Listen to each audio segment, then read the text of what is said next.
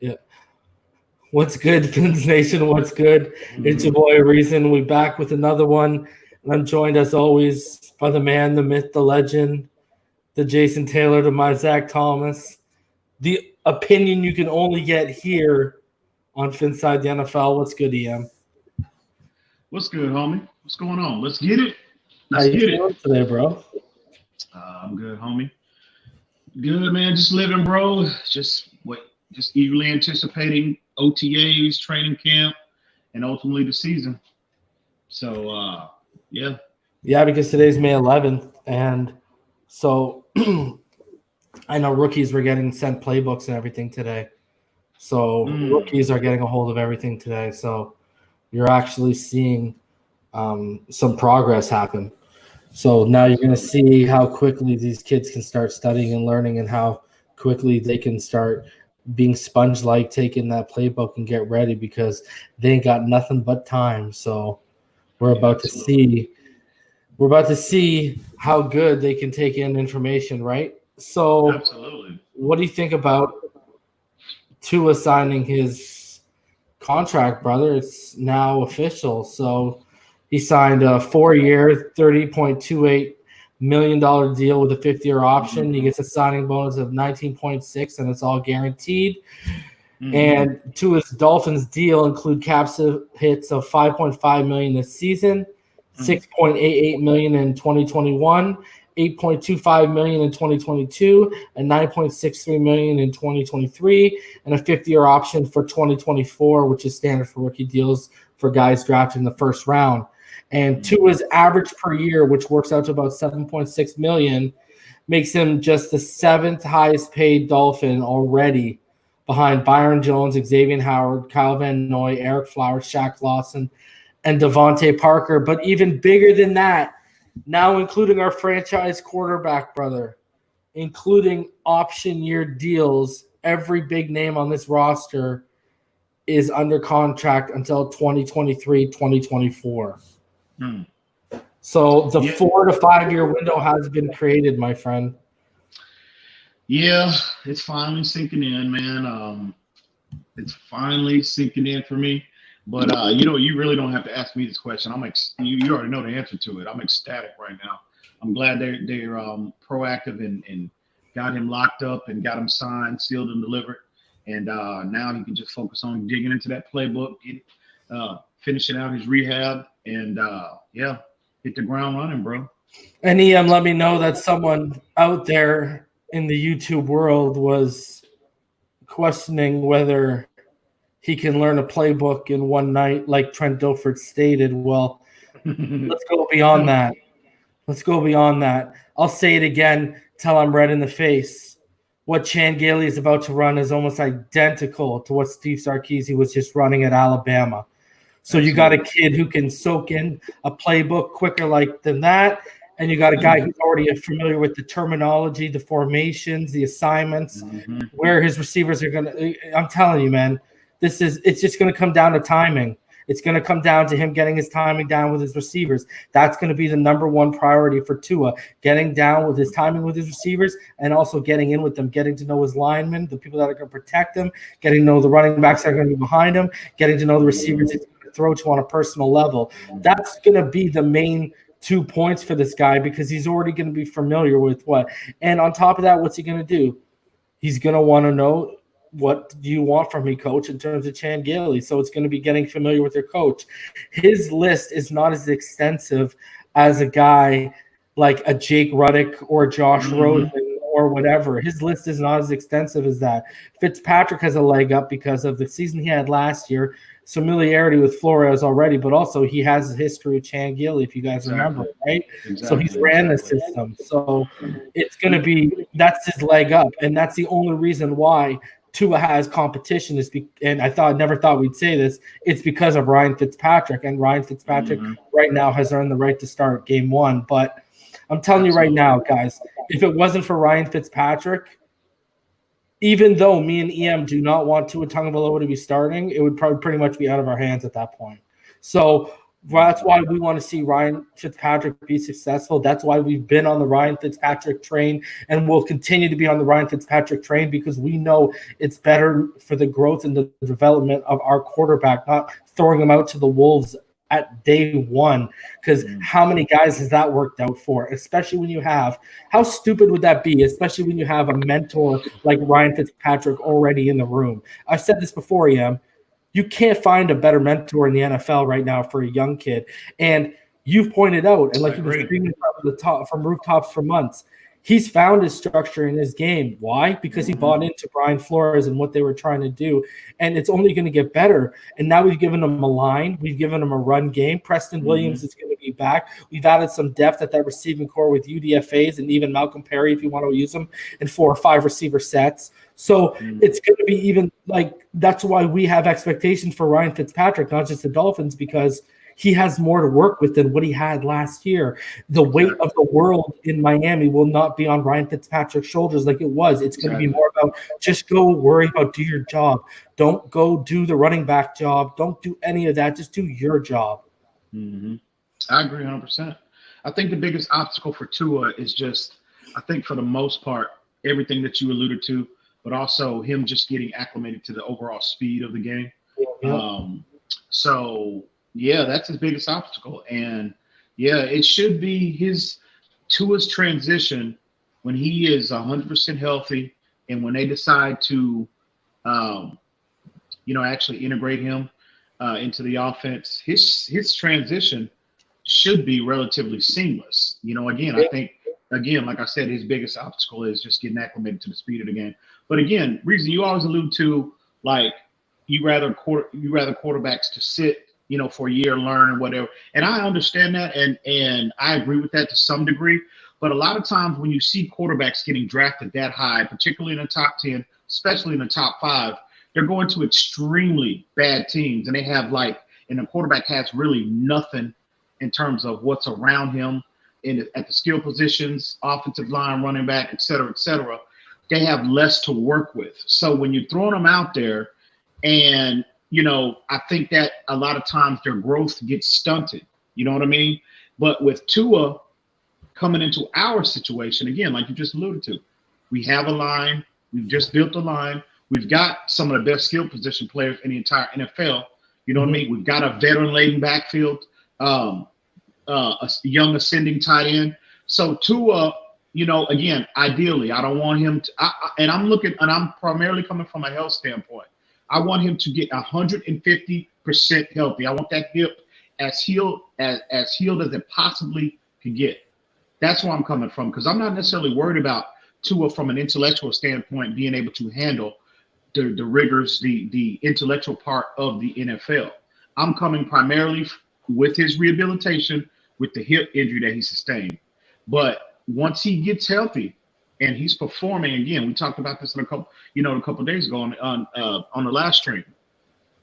Once he gets healthy, and I firmly believe that once he gets healthy and he digs into his playbook and he gets acclimated to everything, his teammates, his line, the NOTAs in training camp, I fully expect to see him. I'm just going to be waiting for those reports from the beat writers to come out how he's just outperforming everybody, because this kid is just that talented. So, with that being said, I just want him, again, like you just alluded to, the scheme fit, his familiarity with the concepts, route concepts. His transition should be relatively seamless. Yeah, and it's all about another reason why we want to roll with Fitzpatrick too is we want to make sure this O-line is where it needs to be at before we and you want that for any rookie. You don't just want that for a guy if you're worried about injuries. You want that for any rookie, because guys, I've talked about this before and I said it in my Rosen rant.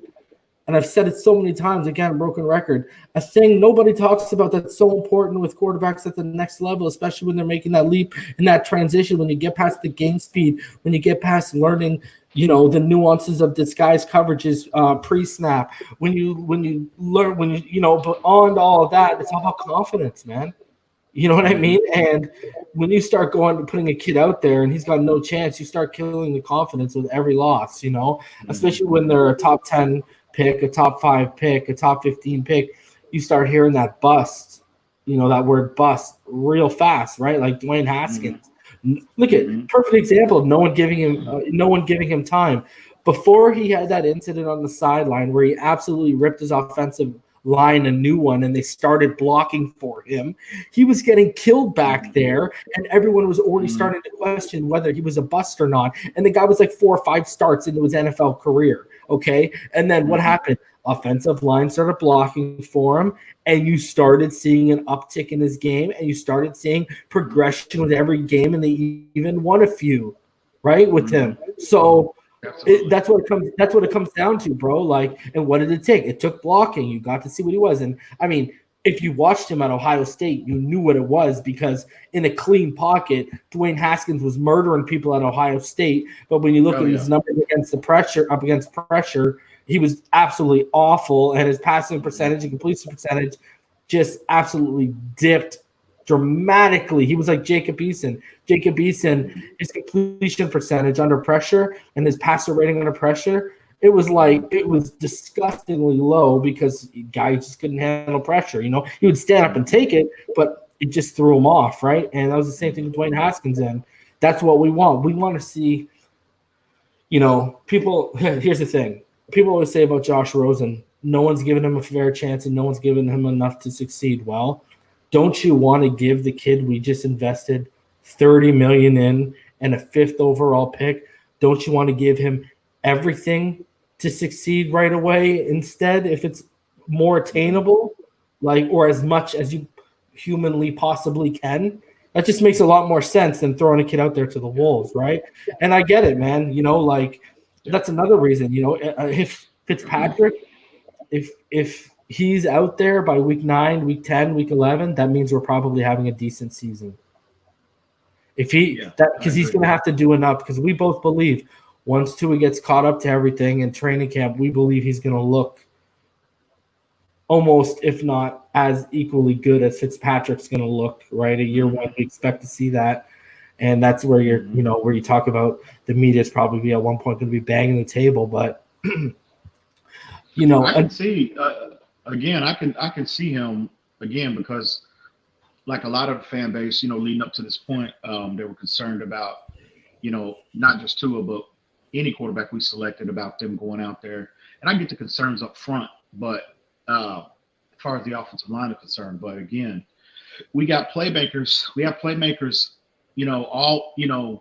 Especially at the wide receiver position. And yeah, man, I just think, again, if Tua winds up starting at some point, again, I'm just coming from primarily from a health standpoint. If he gets that hip, the doctors give him a clean bill of health and say, look, he's as healthy as he could possibly be. And he's, like I said, I fully expect him to be even outperforming. With the as long as the offensive line holds up, I can see Tua coming in, and I can easily see him outperforming everybody in that quarterback room. So we're talking about the offensive line, right? And here's an interesting thing. So last year, okay, of 171 qualified NFL offensive linemen, 171, Michael Dieter was 146th. Man, I saw that, bro. Was 149. Wow. Shaq Calhoun was 165. Julian Davenport was 169. Jesse Davis was 170, and Jamarcus Webb was 171st. And they all finished 146 or worse in the pass block win rate, according to ESPN stats and info. That is not good at all. So having said that, and having now know that Larry Warford is out there asking for $7 million a season, what in the good God, what are they waiting on right now? I agree 110%, bro. I don't know. Is this really up for debate? You know what I mean? And he's only asking, I think his agent put out there on Twitter that he's only asking for $7 million. Yeah. $7 million per. So yeah, I agree 100%. I don't know what the hell they're waiting on. But again, Flores Greer, man, y'all need to make that happen. So yeah, now you see why they were rated and graded out as the worst offensive line. I don't think our fan base really realized, that I don't think that's really they've digested that enough. The worst offensive line in the 100+ year history of this league. Bro. We just paid Eric Flowers. Crazy. We just played Eric Flowers, who just played his first year at left guard after being a disaster at left tackle, and he was a good left guard. We just paid him $10 million a year, and there's a right guard out there who's coming off his third straight Pro Bowl. Who only wants $7 million. Yeah, man, and he's outstanding. He's a better pass blocker than he's a run blocker. Yeah, but he's no slouch in the run game as well. So, but again, the biggest. Oh man, I really don't know what they're waiting on. I really don't. Even at the expense of, cutting some people, maybe, moving, restructuring some other people's contracts. That would be at this point. That would be priority number one. I would think. Hopefully they're listening. Hopefully he's on their radar, and hopefully they're, hopefully soon, man, they'll make that happen. So I just don't see the downside. I see nothing but upside with you signing him. How are you? You know what I mean? It's not like I get that your backup guard finished 171 out of 171, but your starting left tackle and starting right tackle were 169 and 170. I know. And look at all of that. And guess what, guys? Fitzpatrick still did what he did. So I don't want to hear no excuses for anyone else, bro, because that's how it was all said and done in the pass block win rate, which shows how much they were losing their one-on-ones or whatever they were getting sent their way. And that just shows you that even the fact that Fitzpatrick, we never saw Fitzpatrick once. He finished 20 touchdowns, 12 interceptions, 6th best QBR. And guys, another thing I was talking about EM today, put that. So his right tackle and his left tackle were 169 and 170 out of 171 qualifying offensive linemen for pass block win rate. But me and EM were talking about today, and I don't know if I threw this on the last stream, but guys, also, I don't want to hear about the drops with Josh Rosen. I really don't, because guess what, guys? I'm going to get that argument right now. Follow along with me. So the most drops suffered in 2019. Number 1 was Dak Prescott. He had 43. Number 2 was Tom Brady. He had 34. Number 3 was Carson Wentz. He had 32. And number 4 was Ryan Fitzpatrick. He had 31. And he still finished with the 6th best QBR. He had his right tackle and his left tackle being 169 and 170 out of 171 qualifying, and that's not even counting Shaq Calhoun at 165, Bo Williams at 149, Dieter at 146, and Jamarcus Webb at 171. So, I mean, that's ridiculous. And this hopefully never saw Fitztragic. He's going out there. He's putting up good numbers. He's leading our team in rushing. And this absolute disaster show is going around.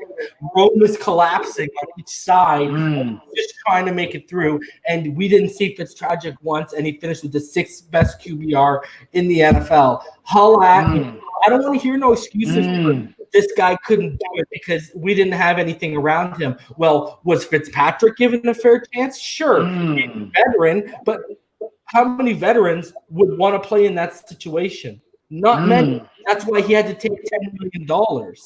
So, why did Bridgewater say, no, I don't want to come there? Because he saw what we were doing to the roster. He didn't want to come to that. So he had the fourth most passes drops suffered. And people want to sit there and talk about Josh Rosen having 2 or 3 drops. And this guy managed to also win 5 of his last 6 games as a starter of that team. Wow. Yeah, miss me with that, man. That's just excuses, man. When you can sit here and you can rummage through all the good things that Fitzpatrick put up, and you can go look at the real bad things that were actually going on. And all of a sudden, didn't just a light switch flip on everyone around Fitzpatrick. No, that shows you that Fitzpatrick made this team better. Exactly. Because we wouldn't have had 5 of those 6 wins without him. We wouldn't have had. And guess what? Not only did we get to it anyways, guys, we beat how sweet was it when we beat a playoff team in Philadelphia and we basically put the nail in the coffin for the New England Patriots, and Tannehill just kicked it into the fryer. That's all he did. And reason, check this out. The two, when they beat Philly and they beat New England, look at the situations both those teams were in. They were in division. Well, the Eagles were in a division battle. They had to win down the stretch. The Patriots had to win down the stretch to get that number 2 overall seed or number 1 overall seed. And we beat Philly at home, okay? And we go into Foxborough. I don't think it just bothers me so much about the lack of respect that this fan base is the lack of respect that they're showing this man.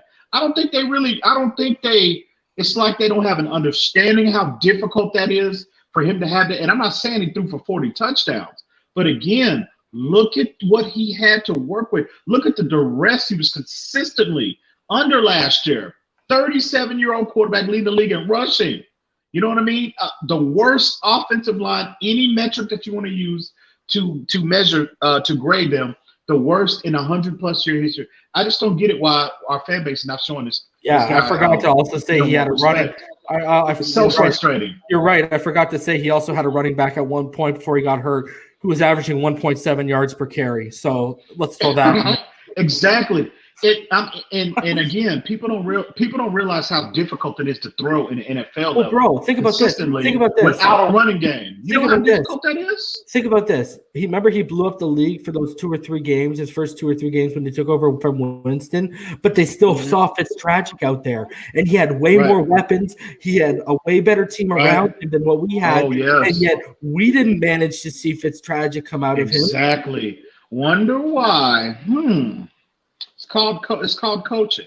Whatever they're doing again, whatever they're teaching fundamentally their quarterbacks in New England, we've seen year after year after year. Players have just, they go there, they get better, then they go to different places, and they're, and they take that tutelage, they take that those fundamentals with them, and they become successful. Jacoby Brissett to the world, Jimmy Garoppolo to the world, and I don't know what it is. I really would like to know their secret, what they're teaching up there. But I'm just glad Flores brought that philosophy here, and you see Fitzpatrick taking advantage of it. And again, perfect situation for Tua to learn under. Perfect. And would Devontae Parker have had this blow-up season with Josh Rosen? Oh, absolutely not. Absolutely not, bro. So all you people who can, because I see it all the time, and I love it when you can use those clips on Twitter and burn Patriots fans by just showing what he did how he bent Stephen Gilmore over, and it was unfair. That's all. You can thank Fitzpatrick for some of those highlights. That's for sure. Yeah. Yep. So I mean, in that game that game against New England, that matchup between he and Gilmore was a perfect illustration of how accurate Fitzpatrick can be. The back shoulder throws. Throwing a ball up, letting him go, let him high point it, putting it in space in a place where only his receiver can get it. The DB can't even make a play on a ball. And when people disrespect that man for saying, "Oh, he just throws up 50-50 ball," they act like that's an easy throw. Wasn't that touchdown? Wasn't that touchdown a back shoulder and he left Gilmore in the dust because I think he pinched on it a little bit, bro. Yes, Made him look silly on it. And look at the game clinching throw that he threw to Gesicki. Yeah. The ball, if you slow it down, if you slow the frame down, the ball is in a place where because Patrick Chung he was stuck to him in terms of his coverage. Stuck to him, and he put the ball in a place where only Gesicki could have made a play on it. And I'm telling you, people, when they make statements like that, "Oh, well, he's just throwing 50-50 balls. They act like those throws are easy to make. And considering the duress that he was consistently under last year, it blows my mind how they discount this man. I'm telling you, it's crazy. And that's why I get so freaking frustrated when I hear that. I hear our fans not showing this man the respect that he deserves. It's ridiculous. It's ridiculous. They need to stop. Shout out to Rhino dropping the facts. I think people that think that care more about being right about Rosen than actually looking at what took place last year. Absolutely. They're ignoring. They're ignoring the most important part of this whole conversation. What does the film tell you? That's why I tell people all the time. I'm engaging with them on Twitter, all these platforms, Facebook. If you learn, number one, if you get in the film room, you learn how to evaluate. You humble yourself.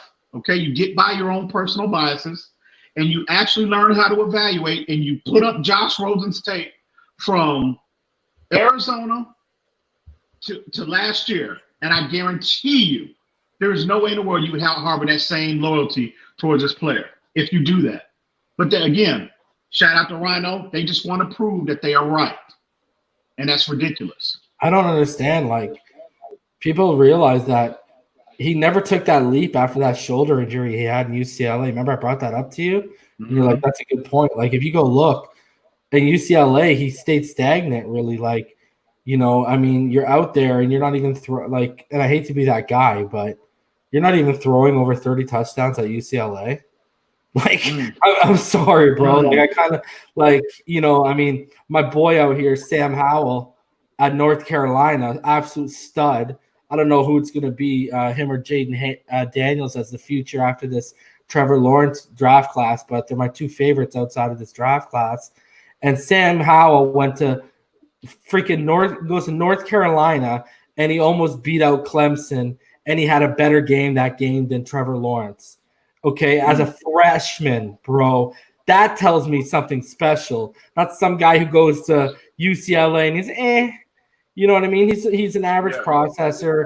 You know, he kills teams a little bit over the intermediate levels. You know what I mean? He doesn't really wow you. He had that one game where that one big comeback that wowed them where they were down pretty big, they're down like 35-14 or whatever, and he had that comeback. That was like his one wow moment, but I don't even think he won a bowl game. Correct me if I'm wrong, but I don't know if he won a bowl game at UCLA either. So, I mean, there's a reason why he kept slipping, guys.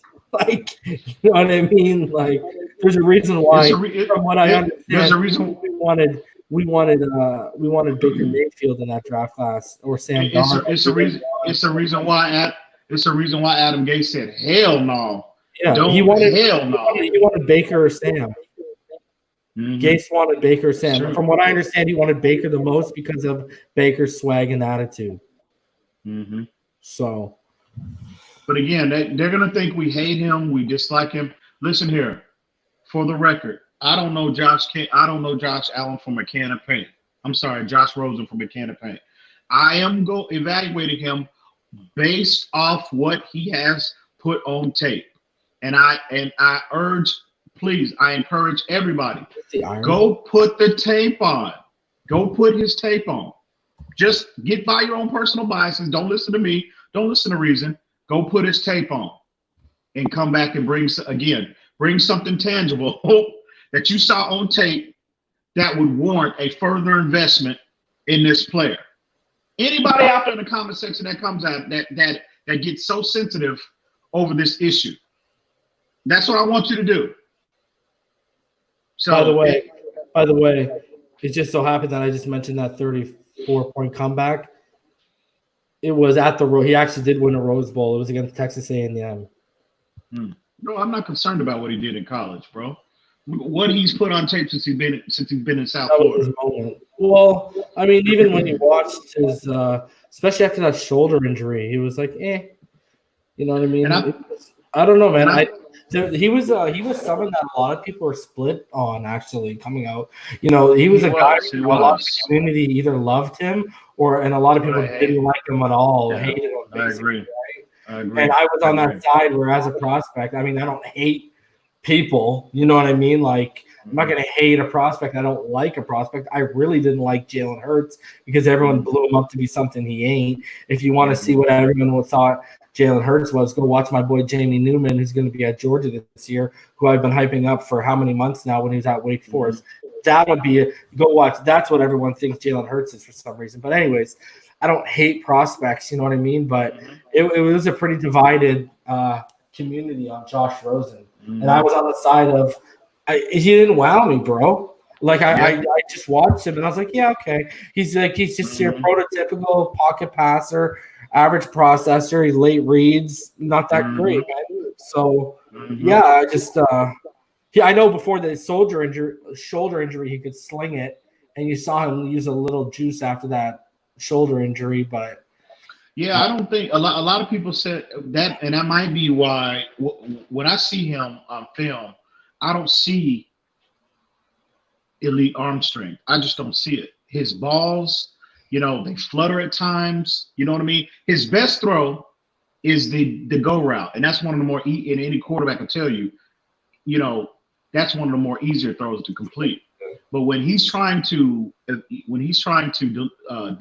distribute the football in the intermediate area, there's I'm not going to say no zip, but I don't see elite velocity on his balls. And again, if you don't have a big arm, because see, again, every quarterback that comes into the league is not going to be elite in terms of processing and elite in terms of anticipation, in terms of delivering the football. So if you're a subpar, if you don't see it fast enough, you better have a strong enough arm to where if you are late, you can still get that ball there when it needs to get there. Yeah. So you either have one or you have the other, one of the two. And Josh Rosen is neither. And so again, you see quarterbacks like that are deficient in that area of their game.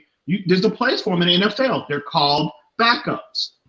So again, I ask anybody, you want to come up, if you're so sensitive about this issue, which I can't understand, it's mind-boggling to me, please put up his reason if you may. We talked about his statistics since he's been at Arizona and since he's been in Miami. Please let the fan base know what his statistics are. Please. The one I gave you earlier today? Yeah. Okay. His quarterback rating. Yeah, I'll give the yards. I didn't give you the yards though, so let me give you the yards. Because he has y'all pay attention. He has 16 starts, right? 16 starts in the NFL. 16. So that's technically a full season when you break it down. So yeah. So he has 16 starts. And in 16 starts, he has a completion percentage of 54.8. He has, which is terrible, being under 55%. He has 2,845 yards, 12 touchdowns, 19 interceptions. And yeah, his QBR, his QBR in 2018 over a stretch of 13 games as a starter was 24.7. Yeah. Wow. And this is all of these. Not everybody. I want to be clear. I'm not addressing everyone. I'm talking. He's also. Sorry, my bad. He's also 3-13 as a starter. I'm not addressing everybody in our comments. I'm talking about the ones that get so sensitive and they come at us in an inappropriate manner. Yeah. Those statistics you guys just quoted. Yes, guys, there were a lot of comments on our last one that I had to get rid of because people were taking it personal again. But anyways, continue, Em. Those statistics you just articulated, that's what you want to hit your franchise to? That's what you want. Check this out. And this is who you're trying to hit your wagon to. That's our franchise. That 54.8 completion percentage. He's 275 completions of 502 attempts. Stop it. Y'all should be ashamed of yourself. He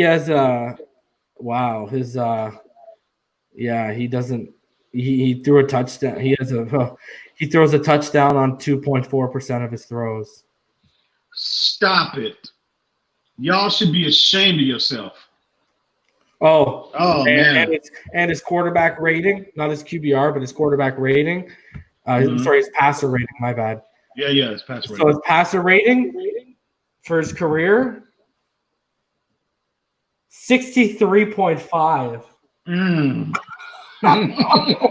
Oh my God. But you know something, Reason. I'm gonna be honest with you. We talked about this earlier. How was that conversation? Hey, you know something? I'm gonna be perfectly honest with you. I'm gonna be perfectly transparent with you right now and the fan base. I got much love, nothing but love for the homie TD. But I fought TD foolish talk for a lot of this foolishness, this foolish narrative about this prospect. Because TD pumped this kid up like he was going to be the next Dan Marino after he made 2 decent throws in 4 starts. You ready for this? All last year, bro. You ready for this? Let's go deeper. His yards per attempt, 5.7. Okay. His yards per game for his career average, 142.3 yards. Okay, and over 13 starts at Arizona, without even mixing in the Miami, he was only averaging 162.7 yards per game. And he was averaging 5.8 yards per attempt. So it wasn't even anything great. Like I'm telling you right now, I fought TD for a lot of this foolishness. Yo, check this out. You want this? Check this out. He throws a touchdown on 2.4% of his throws. He throws an interception on 3.8% of his throws.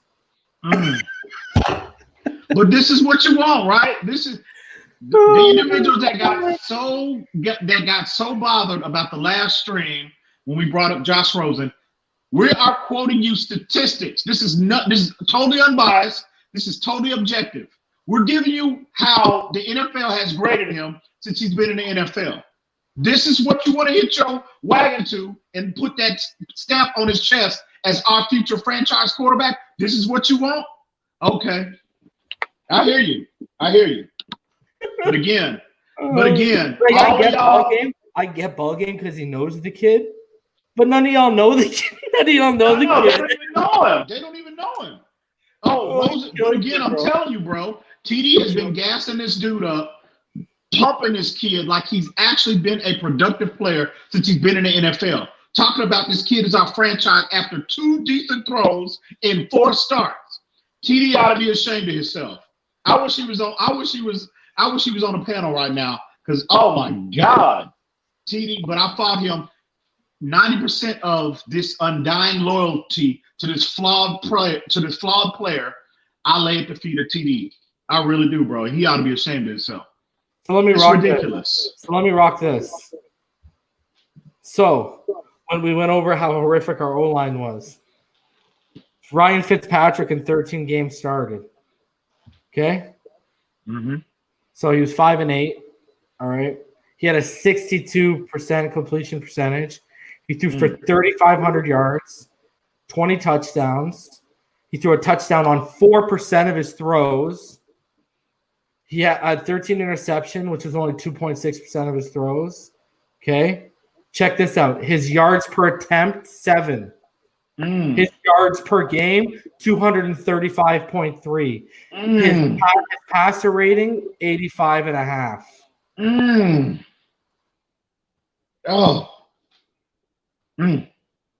But you know something, reason that explains why Rosen can't get on the field. That's why he cannot get.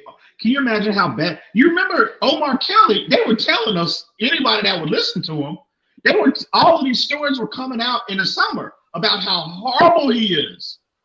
I mean, Travis Wingfield himself. I heard him when he was still on Locked On Dolphins podcast. He was consistently letting everybody know how horrible this kid is. And again, it's nothing personal. It's nothing but business. He had an 81.6 passer rating.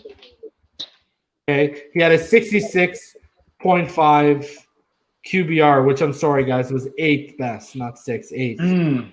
So he had a 66.5 QBR. Top 10, bro. Top 10. Wow. But again, that explains why Rosen can't get on the field. He can't get on the field and stay on the field. That's because he's horrible. He's horrible. And Flores, I'm telling you, man. Rosen's QBR last year, 18.4. Oh, say it again, Breezen. Say it again. What was it again? Say it again. 18.4. Oh, man. But that's the franchise, though, right? That's the franchise. Okay. He puts up an 18.4 QBR. Fitzpatrick puts up a 66.5 for 8th best. This guy puts up a 63.5 passer rating, but what's his face? Fitzpatrick puts up an 81 point. What did I say? 3 or 8. So I mean, it's not even close, bro. It's not even close. Reason. All seriousness. Oh, that's painful. That's why he can't get on the field, bro. That's why he can't. Oh my God, bro. He's horrible. He only threw one touchdown last year. He's horrible. That's why you go pick a quarter. And again, I can't emphasize this enough.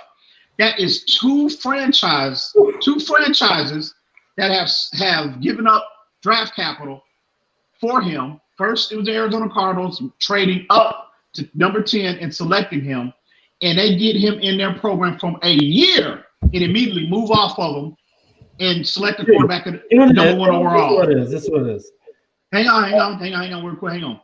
Then the Dolphins, you get the very next year, we make a second-round investment on this kid and immediately get him in your program for a year, and we're picking in the top 5. We're picking a quarterback at 5 overall. So come on, y'all. Come on, please. Dolphin fan base, please stop it. This buffoonery has got to stop. It has got to stop. I mean, really, bro.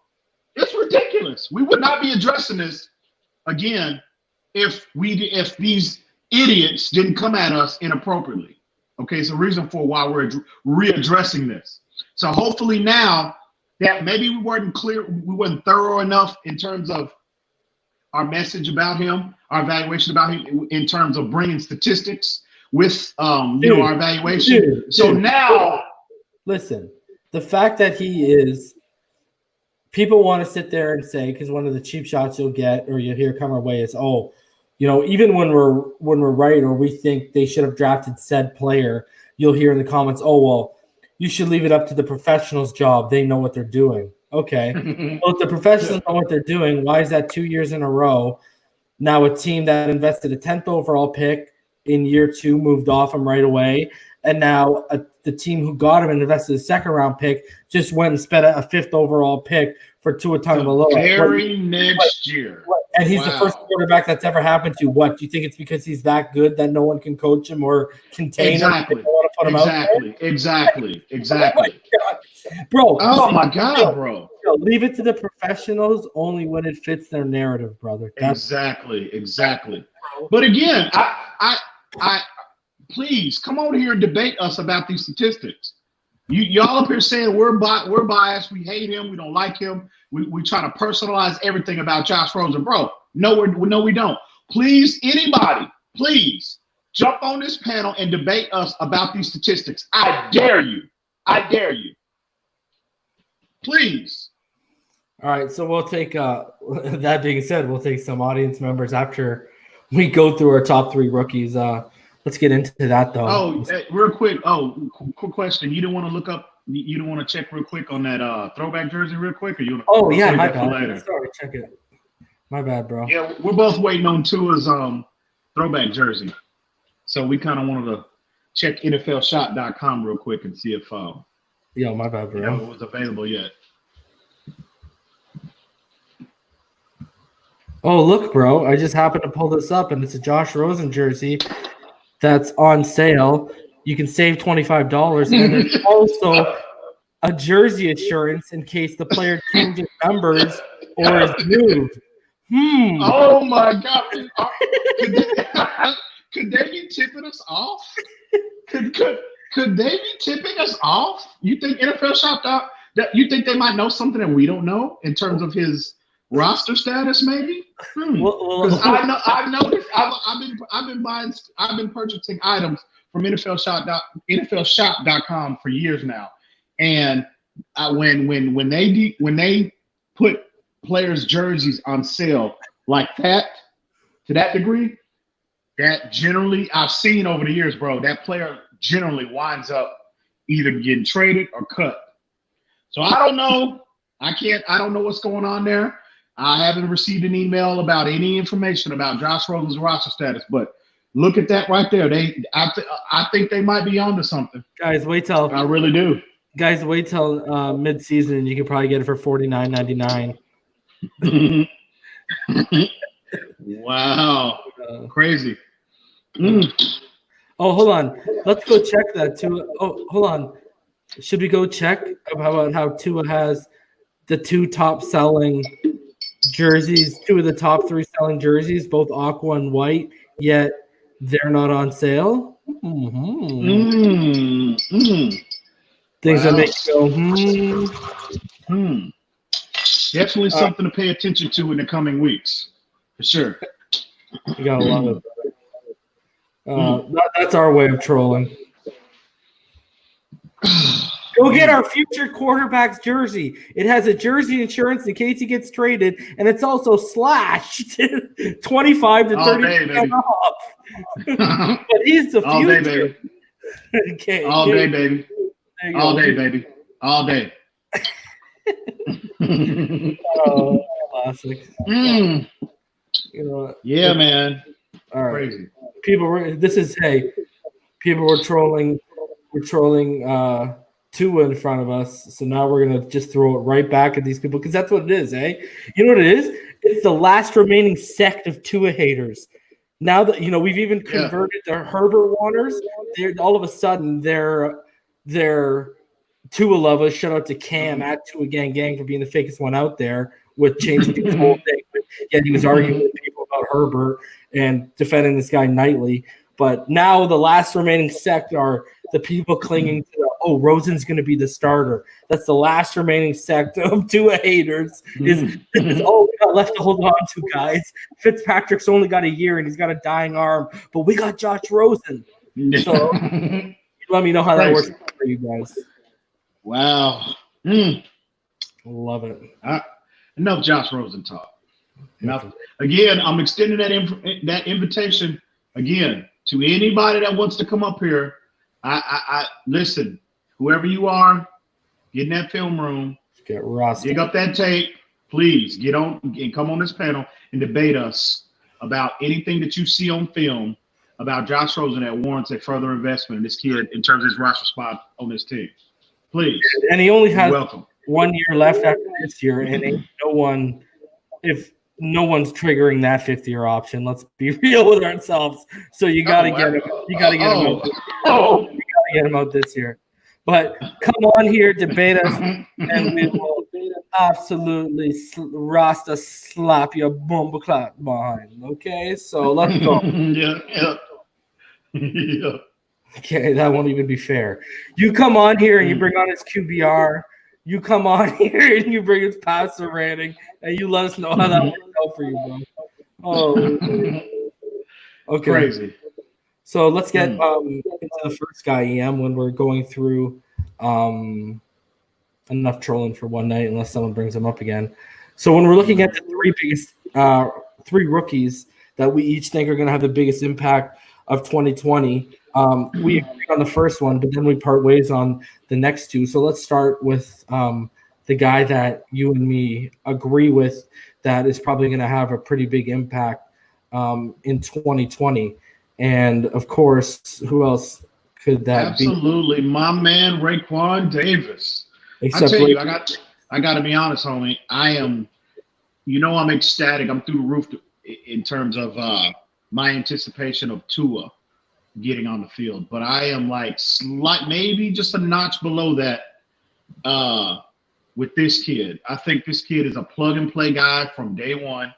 He will be starting at the 0 tech, or he will play any position from the 3 to 5. Yeah. From the 0 to 5 technique. Yeah. And I think he's going to come in. I think we might see him. He might make the most significant contribution overall. In terms of our rookies this year. I think he's got this. Obviously, we talked about it before. On previous streams about. Again, we talk about Tua's familiarly with the from a concept standpoint in Chan Gailey's offense, pretty much similar to what they did at Alabama. Well, you can say the exact same thing about this kid in terms of on the defensive side of the ball. Alabama basically runs the same defense, multiple, but I think I definitely know their base is a 34. So this kid, anything we ask him to do, he's already seen it. And his skill set, again, I think his transition to our defense will be seamless. He will be a day one. I think he will be a day one starter, plug and play guy, and I think his contribution, he will have single-handedly have the biggest contribution out of any of the rookies that we selected this year, because I don't think Tua is going to play enough. Ideally, Tua won't play enough to to rival him in that aspect. So, but yeah, this is my guy. I've been high on this kid all year. We called him back in October, November as a potential scheme fit of players we could be potentially targeting leading up to this point, leading up to the draft process. So, yeah, looking for big things from this kid. And he'll have his growing pains because, again, a rookie transitioning to the NFL, there's going to be growing pains. They have to get acclimated to the strength, the power, and the speed of the game. But in terms of the playbook, I think this kid, it will be like, I'm not going to say totally seamless, but you won't see the learning curve, the steep learning curve like you see a traditional rookie because of, again, similar concepts ran at Alabama like we do here in South Florida. So high on this kid, plug and play guy from day one. I think he's going to have the most significant contribution out of all of them.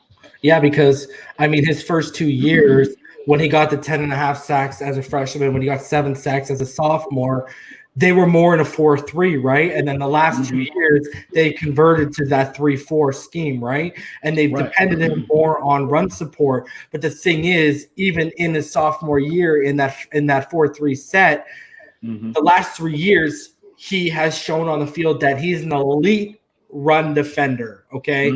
So, and that's one thing they want, right? The big thing is stopping the run this year. You can tell with the way they're building it, right? But, man, dude, you look at his body frame, and this guy's got length that's going to create some serious issues for linemen at the NFL level, man. And we talk about his body frame. I brought it up to you.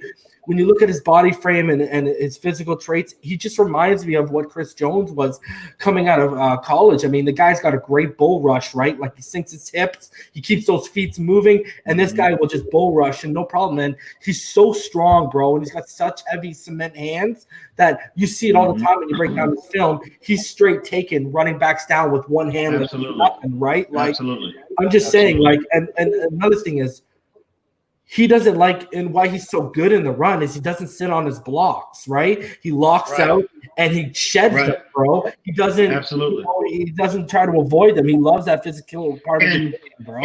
And his hand placement is so fast, so good. And he's got those extreme, he's got those 35-inch arms, and he beats the opposing offensive lineman to the punch, so to speak. He just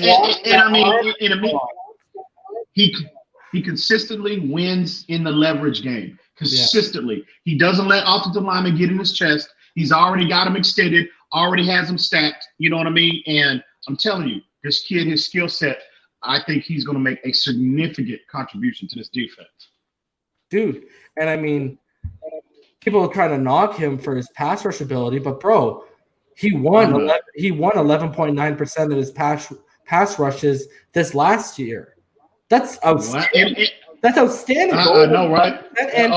Bro, and he's got outstanding. He's at 7.8 run stop rate too. Like, he's phenomenal. Like, when you look at that, people just tax, bro. Because if you go look at I just want to say this, if you look at his first 2 years, right, like the sophomore season where he got 7 sacks, and then the rookie season where he got 10.5, he wasn't getting as many hurries and pressures as he was. Like, his hurries were in the teens in this freshman and sophomore year, and yet in his junior and senior season, they've been in the 20s for hurries, and he's had higher amounts of pressure. So he's not getting the sacks, but he's still pushing the pocket back, bro. He's still causing havoc. Exactly. So lined up next to Christian Barmore, and Barmore, he took a lot of those sacks away from Raekwon. I think a lot of people are missing out. So I think people, there's a reason why Brian Flores was doing a fist pump. You know what I mean? Because you got a guy who you can line him over the A gap, B gap, whatever you want. You can line him over the tackle, you can line him outside the tackle. Where do you want to put him, bro? You can put him all those different spots along that 3-4 line, bro. And I know physically, other than the broad jump where he had a 9'3" broad jump, I know the athletic profile at the combine didn't jump out at you, but I don't think I think he's better when you see on tape. He's got he's got almost 34-inch arms. He's got 11-inch hands. He's 6'6", he's 311, but he can add weight. And you get this guy to around 320, he's a perfect guy to stuff in that middle if you want to go that route. I'm not saying they will, yeah, but absolutely. if you want to go that route, right? Absolutely. Totally. Y'all already know that's my guy. They already know. So this kid, yeah, I cannot wait to see this kid on the field. I will be blown away if this kid is not a day one starter in the middle. Yeah. Totally blown away. Agreed. So that's my guy, man. Raekwon. I'm riding with you, homie. I'm riding with you. So let's go into your second guy. We'll go into you. That will be. I'll bring it up. That will be Mr. Austin. Mr. Austin, there you go. Do your intro. Your number 2 guy. That will be Mr. Austin Jackson. I think this kid, again, another day one plug and play guy. And for this reason alone, again, you went over Julian Davenport's rankings. I mean, so it's not like he's following, Orlando Pace, having to beat Orlando Pace to be the starter. So, but I'm on a record. I love this kid's profile. I love this kid's skill set. I mean, his ceiling is through the roof. We talked about this on previous streams. Again, I think he's a day one starter. Again, he's going to have any rookie transitioning to the NFL to the next level. They're going to have growing pains. Again, they have to get acclimated to the overall speed, power of the NFL level. But once this kid does that, I think number one, he's a better athlete or on par in terms of his ability to play in space as a Julian Davenport. But I think he gives you much more of an anchor because he put up 27 reps on the bench at the combine. So he's showing you that he has, functional strength. And I think that's what Julian Davenport consistently struggles with. But does this kid need refinement? Absolutely. Is he more raw than the players that was picked before him? Absolutely. But I think Brian Flores, again, this is a coaching staff that prides themselves on player development.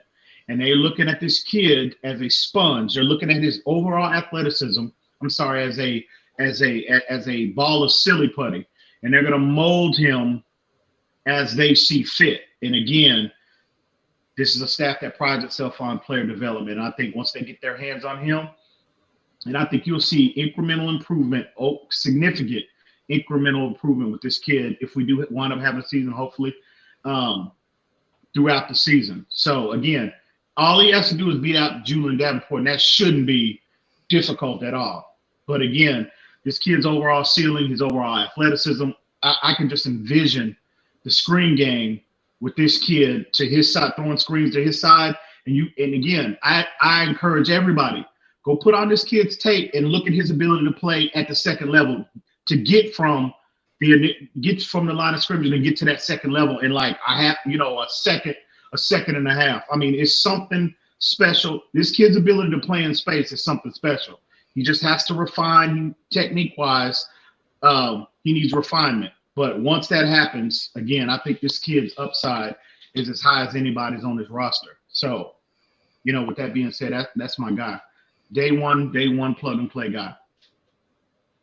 So, yeah, I think I know there's some issues with him resetting his feet, but for the most part, I think he is pretty smooth, and I think his feet are pretty quick. I mean, he glides to his pass. His run set pretty calmly, and you see it. He does it with ease, right? His feet are quick enough to keep up with speed rushers, right, that want to get to that edge. We were talking about Raekwon. He's got a pretty long frame too. And he, for the most part, you will see his hands pretty high and tight, But I will say, we're talking about Raekwon again with swatting. You see times where like pretty decent defenders come at him and swat his hands. He's not that great at resetting them and getting them back up tight. Right. I know people were kind of hating on AJ Epinesa and talking them cleanup sacks, but like I've said before, and I think this kind of goes through people's ears, but I'll say it again. Go watch him against Julian Aquara in 2018 or 2019. He didn't do that great. Same thing with Bradley and I, but like EM and me, we're talking privately. Those aren't speed guys. Those are power guys, right? So because, and I said before, EM, I think he's a little soft. And what I mean by that is I don't think he has that violent mean streak. Like I don't think he has, like you see the guys we're starting to add even on the defensive side of the trenches, and they all seem like bullies. And he seems like the one guy we didn't add with that bully mentality. You know what I mean? You don't see him absolutely burying dudes and putting them on their behind. You know what I mean? Like you don't see that mean mauler streak come out of him. So I just think I do see the ceiling. You know what I mean? Because I mean you saw it especially this last year. You saw a ceiling. You know, he was one of those guys coming into the season. A lot of people expected him to take that leap, but obviously because of the unfortunate bone marrow thing that he went through, he wasn't able to take that. So I do hold a little bit on that too in terms of stunning his development for this year. And the fact is, the kid's 20. He's not 22. He's not 23. He's not 24.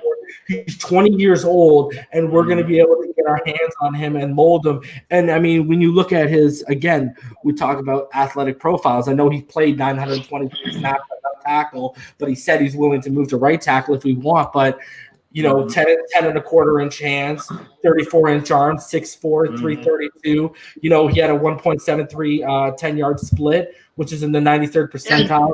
He had a 5.07 40-yard dash, 88th percentile. You know what I mean? He had a 31-inch vertical jump, 84th percentile. He had a 9'7" broad jump, which is in the 96th percentile. You know what I mean? Even his 27 bench press reps, they were in the 79th percentile. So he's not even 21. He had an outstanding combine. It's obvious he's raw at certain parts of his game, but the thing is, he's already showing you that he consistently, for the most part, keeps his hands high and tight, getting that anchor strength, because he doesn't even have grown man strength yet. Right. That anchor strength, already got the technique.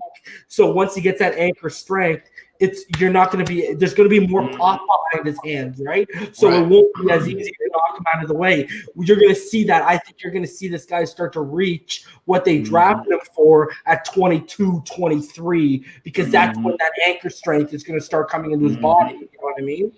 This kid is 330, and he hadn't even gotten into his grown man body yet.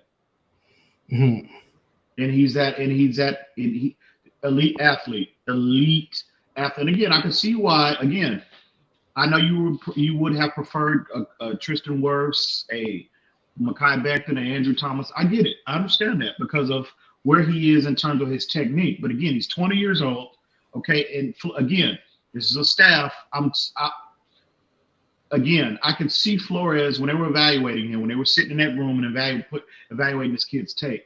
Obviously, when you see his tape, his athleticism jumps off the screen at you immediately, especially when he's playing in space. And I know they were like, wow. And then he goes to the combine and, he performs extremely well at the combine. And I know they were like, look, bro, we can teach his issues. The kid is young. He's 20 years old, and he's giving you these measurables. And again, he hadn't even gotten into his grown man body yet. And he put up 27 reps on the bench press. Yeah. You know what I mean? That's crazy. Yeah. Once they refine him and he grows, he gets bigger. I'm sorry, we don't want him to get bigger, but he gets stronger. Okay. Can you imagine the player we will have on our hands, bro? Yeah. I mean, this kid's ceiling is through the roof. And I'm sure that's why they were perfectly content, because they could have traded up for anybody in any round who they wanted to get. And they chose to stand pat and select him at 18. It's for this kid's upside. So again, he will be a day one starter. And I also think, from what we understand, they were planning on going Austin Jackson at 18 and they were going to go Cesar Ruiz at 26. So they weren't planning. That's why they went early on. That's why a lot of us were like, they could have got him at 26. It's because they wanted Cesar Ruiz at 26. And then the Saints doing what they did. That's why that they traded back, because they're like, okay, the next guy up we want after Ruiz is Noah Igbinoghene, and that's it. So, but let's go into my guy.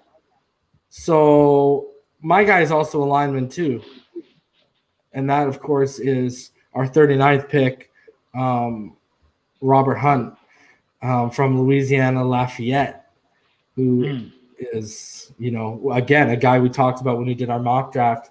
I think our final mock draft, the guy I brought up, we were trying to decide between Robert Hunt or Solomon Kinley. When you look at this guy, we were talking about Austin Jackson, how he's soft. He's the exact opposite. This man's a bully. I mean, I was watching a little bit of his game against Appalachian State yesterday, bro, and I saw something in him that I haven't seen in Austin Jackson, and I know he's doing it. I know Austin Jackson's doing it against a bit better competition, but it's the little things where it's like, if you do that at that level, you have that ability to do it at the next level. It's just about executing it, right? So what I saw was, bro, beautiful. And I haven't seen Austin Jackson is, bro, he came out, they had him lined up at right tackle, and he chip blocked the defensive tackle, knocked him right off balance, and then, bro, he went to the next level, and, bro, he blew that linebacker up and laid him on the back of his numbers, bro. And when I saw that, I was like, that's why they want to start him at right tackle. You know what I mean? You see that violence. He's got such easy power, and he's never been over strength match-wise every time I've watched him on film, bro. He's always the strongest guy on that side of the ball, no matter who's coming. And, bro, he is a massive dude, bro. Like, he's just naturally built like a brick, you-know-what. And, bro, the more I watched at him, he loves the trap move and pass protection where he just throws shoulder pads downward into the ground, bro. This man continuously looks for the home run hit when he's unoccupied in pass protection. That's why after he did that chip block, he was unoccupied. He went and blew up the linebacker. You know what I mean? He's not afraid of the physicality. And, bro, that's the thing. Especially when you go to the run game, he carries that nastiness over. And he absolutely just he seeks the contact, bro. And he's got that nastiness, that violence, that mauler side that you can't teach. You either have it or you don't, bro. And, like, I'm really hoping he rubs up on Austin Jackson. And I really, truly believe, like, when we drafted him, I analyzed him on TD's show as a guard because I believed he was arguably the best guard in the draft. But the more I've watched that right tackle, man, he's steady in the run game. He's great at pass blocking. And, I mean, the thing is, he's only 24. Right? So, I mean, I don't know, bro. I think this guy, whether you're going to stick him at right tackle or right guard, I can pretty much look for sure. And I think this guy might be one of the safest picks they made, bro. I know people are kind of worried about that groin injury, but, bro, before he got hurt, bro, he produced an 87.1 overall grade with PFF, and, bro, that was the second best amongst right tackles in the nation. So I'm just saying, bro, he only allowed 2 pressures on 196 pass blocks last year. And he had the 4th highest run block grade at right tackle in the nation. So I'm telling you, bro, this guy, I know people want to convert him, but he's 6'5", 322 pounds, bro. You're telling me he can't stick at right tackle? I thought he was bigger than that. I thought he was 335. I see him listed as 322 when I looked earlier today. I thought he was 330, at least 330. I mean, people saw him play 6 snaps at right guard, and all of a sudden everyone wants to play right guard. Even if he is 330, it's all about how he carries that weight, and obviously, he's powerful, bro. You see, he's so powerful. He's so powerful.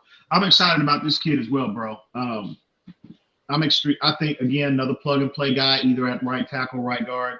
Again, ideally, I would hope that the Dolphins took a flyer on Warford from New Orleans, because you know, Jesse Davis, again, I might be a little more high on him than 98% of the fan base. He played well down the stretch, but again, an upgrade is needed.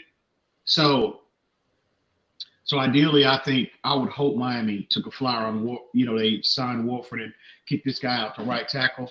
But with that being said, I'm extremely high on this kid as well, whether you play right tackle or right guard. People forget his first 2 seasons at Louisiana Lafayette. He played his first 2 seasons at left tackle. Then they moved him, at left guard, and then they moved him to right tackle. So he's played left guard, right tackle. Right tackle. Again, extremely versatile. What's the thing? And he mirrors well, bro. He always keeps his feet moving throughout his blocks, bro. And, bro, I'm telling you, with his hands, he's very skilled, bro. You don't see him lose fights with his hands. He'll win them. He's got them high and tight. And, bro, he's got that, when you want to engage a defender, you want to have that grip strength, but you also want to have that hand placement, right? You want to have the hand placement so you get called with the proper grip so you can shift them around and move them at your ease. And you see that every time you watch him, bro. He locks in and they're like vice grips, bro. And he's just moving you around however he wants to, bro. I really think, bro, the more I watched of him, I really think he is our safest. I think he's one of our safest picks, bro. He's 24 years old. That would explain him, 23 going on 24, yeah. Yeah, he's more. His body is developed a lot more than what Austin Jackson's is, and but yeah, he's into more of his man body. But this kid definitely, bro, he fits the scheme that if he didn't have the groin injury and he played more than the 7 games, he probably would have went higher, bro. Yeah. But yeah, he fit that profile, man. Again, if you look at the players that they've brought in on the offensive line, man, they seem to be transitioning to that pure gap power scheme, and they need individuals that lock on to opposing defenders and move them and consistently reset the line of scrimmage. And this guy, you look at his tape, and you watch more tape on him than I have, but the tape that I've seen, this kid, that is not a problem with him. So yeah, I'm high on him as well, man. And so we'll see we'll see what where they wind up playing him, either at tackle or guard. But, I think this guy can he can beat out. The more I watch of him, bro, the more it's like I watched some snaps of him when I was going through the tackle class earlier when we did our tackle big board, but I didn't go like overly in depth on him. But I watched enough to be like, yo, this guy's pretty good and he's a bully. But the more I watch at him, it's like now it's gone from bully to this guy's like, he's got a mean streak, bro. He's violent with his hand, bro. Violent with power, and he has an anchor, bro. And I think this guy, man, I think this is a sleeper pick, bro. I think this guy, he is going to start at right guard or right tackle, and I think he's going to be successful wherever they put him. And I think putting a guy like Larry Warford for only $7 million beside him potentially is not just a smart move. I think that'd be brilliant. Oh, absolutely. Especially too, I think our right side would just be, come beat us. That's all they're going to say. Try and beat us. Oh, yeah. So, yeah, it'll be interesting to see where they actually play him. So, but yeah, but ideally, yeah, they need to go sign Warford and put him at, at right tackle, kick him to right tackle. So, all right. Yeah, man. So, on him as well. Your third guy, EM. Our 30th overall pick, Mr. Noah Igbinoghene.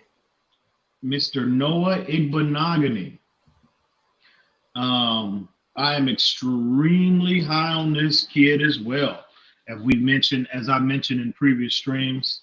And the reason why he's on my list is because I picked the players that I think that are going to make, the most. That are going to contribute the most next year, and I think this kid will be able to get on the field as well. He more likely, depending on Xavier Howard's health and what they do with him, I think he will be able. He might not be in a starter's role, but I'm thinking, and hopefully, this comes to fruition. Again, in theory, I think the objective why they selected him.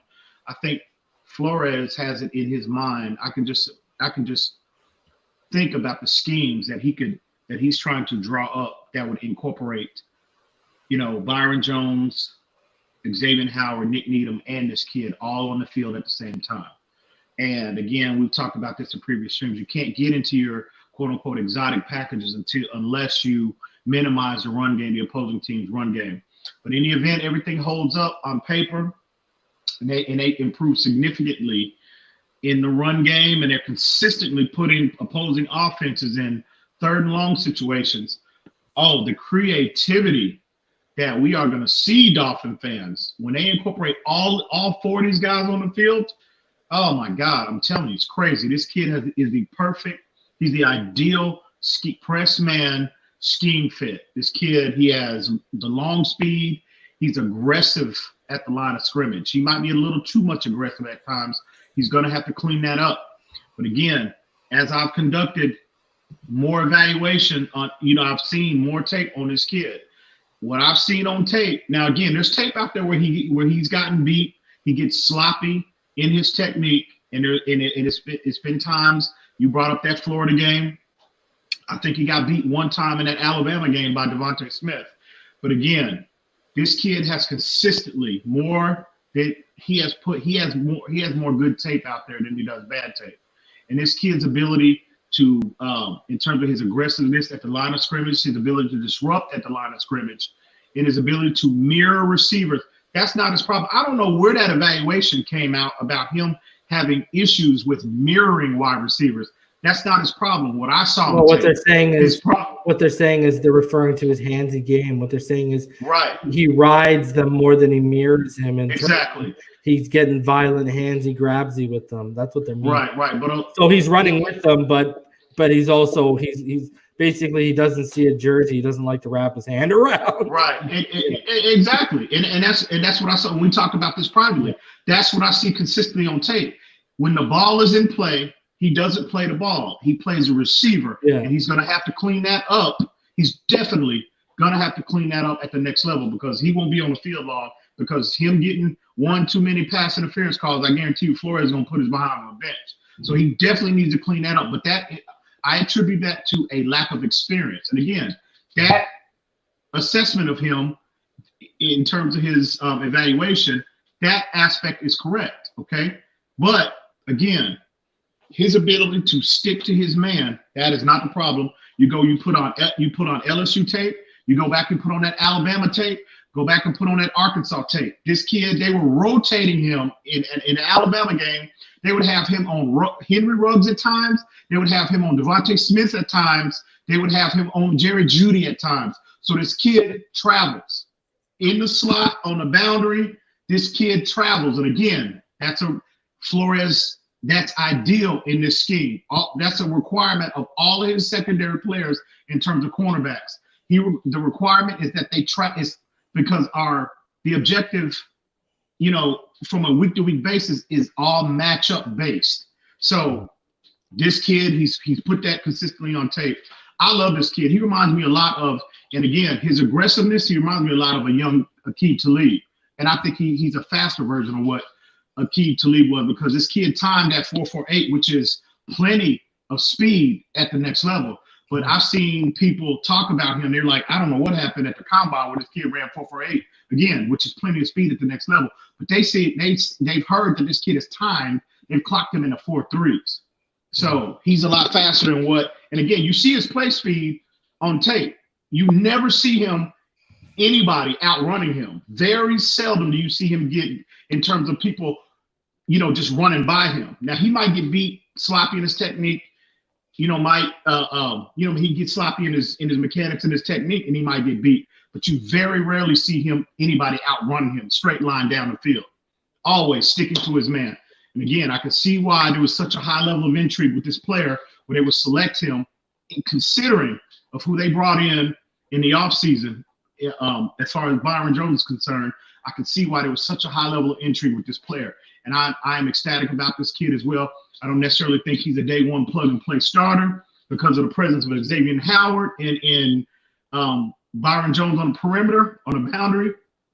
But I can see this kid getting warranting a lot of snaps this season. I hope, ideally. So dime sets for sure. Oh, that dime package is gonna be sick, bro. Yeah, it's gonna be sick. I agree with you. He's got off the chart physical tools, man. I mean, he's fast, he's agile. I mean, he's got strength throughout his big frame. And we talk about people playing to their speed. This guy plays to his size. He's physical. Sometimes he's too physical, and it doesn't matter, bro. He wants to be physical, whether he's a press man, whether he's zone, it doesn't matter. He wants to basically knock your head off, right? Again, another guy, he's 20 years old. He won't be 21 until the end of his rookie year.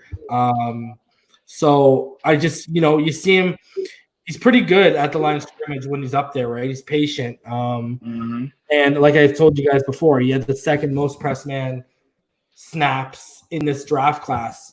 He had 210, and once again, we ran the second most press man in the league, right? So, so schematically, he's definitely a fit. The thing is, when you look at the fact that he allowed 35 completions on 68 targets for 431 yards, 2 touchdowns, no picks. But he forced 11 incompletions, but he also allowed an 81.2 passer rating against. So that leaves something to be desired because, like you said, his ball skills aren't where they need to be. A perfect example is, like you also alluded to, is that Florida game. You really saw him start to get handsy with Van Jefferson. Once Van Jefferson was getting that separation, right? Like he'll mirror you as long as but once he sees that separation started, when you see him start to ride you, right?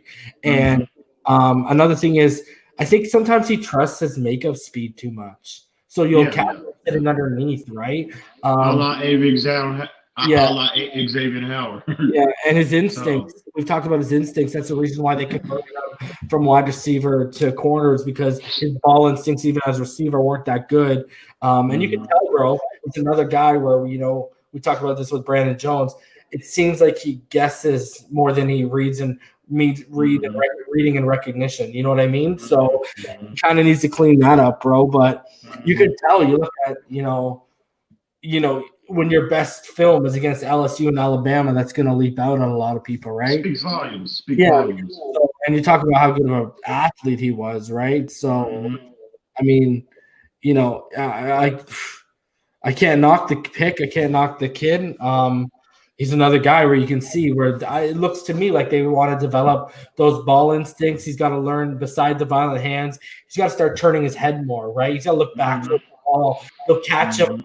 Like you said, he'll play the receiver. So in that, he'll keep his head on the receiver, and you'll get flagged all day because you can get away with a little hand if your head's looking towards the ball. But if you have that hand active and you're looking at that receiver, they're going to throw that flag all the time, right? So and that also comes down to ball instincts. So he's got to improve on his awareness and his ball instincts. But you could see with the physical tools, the foundation is more than there, right?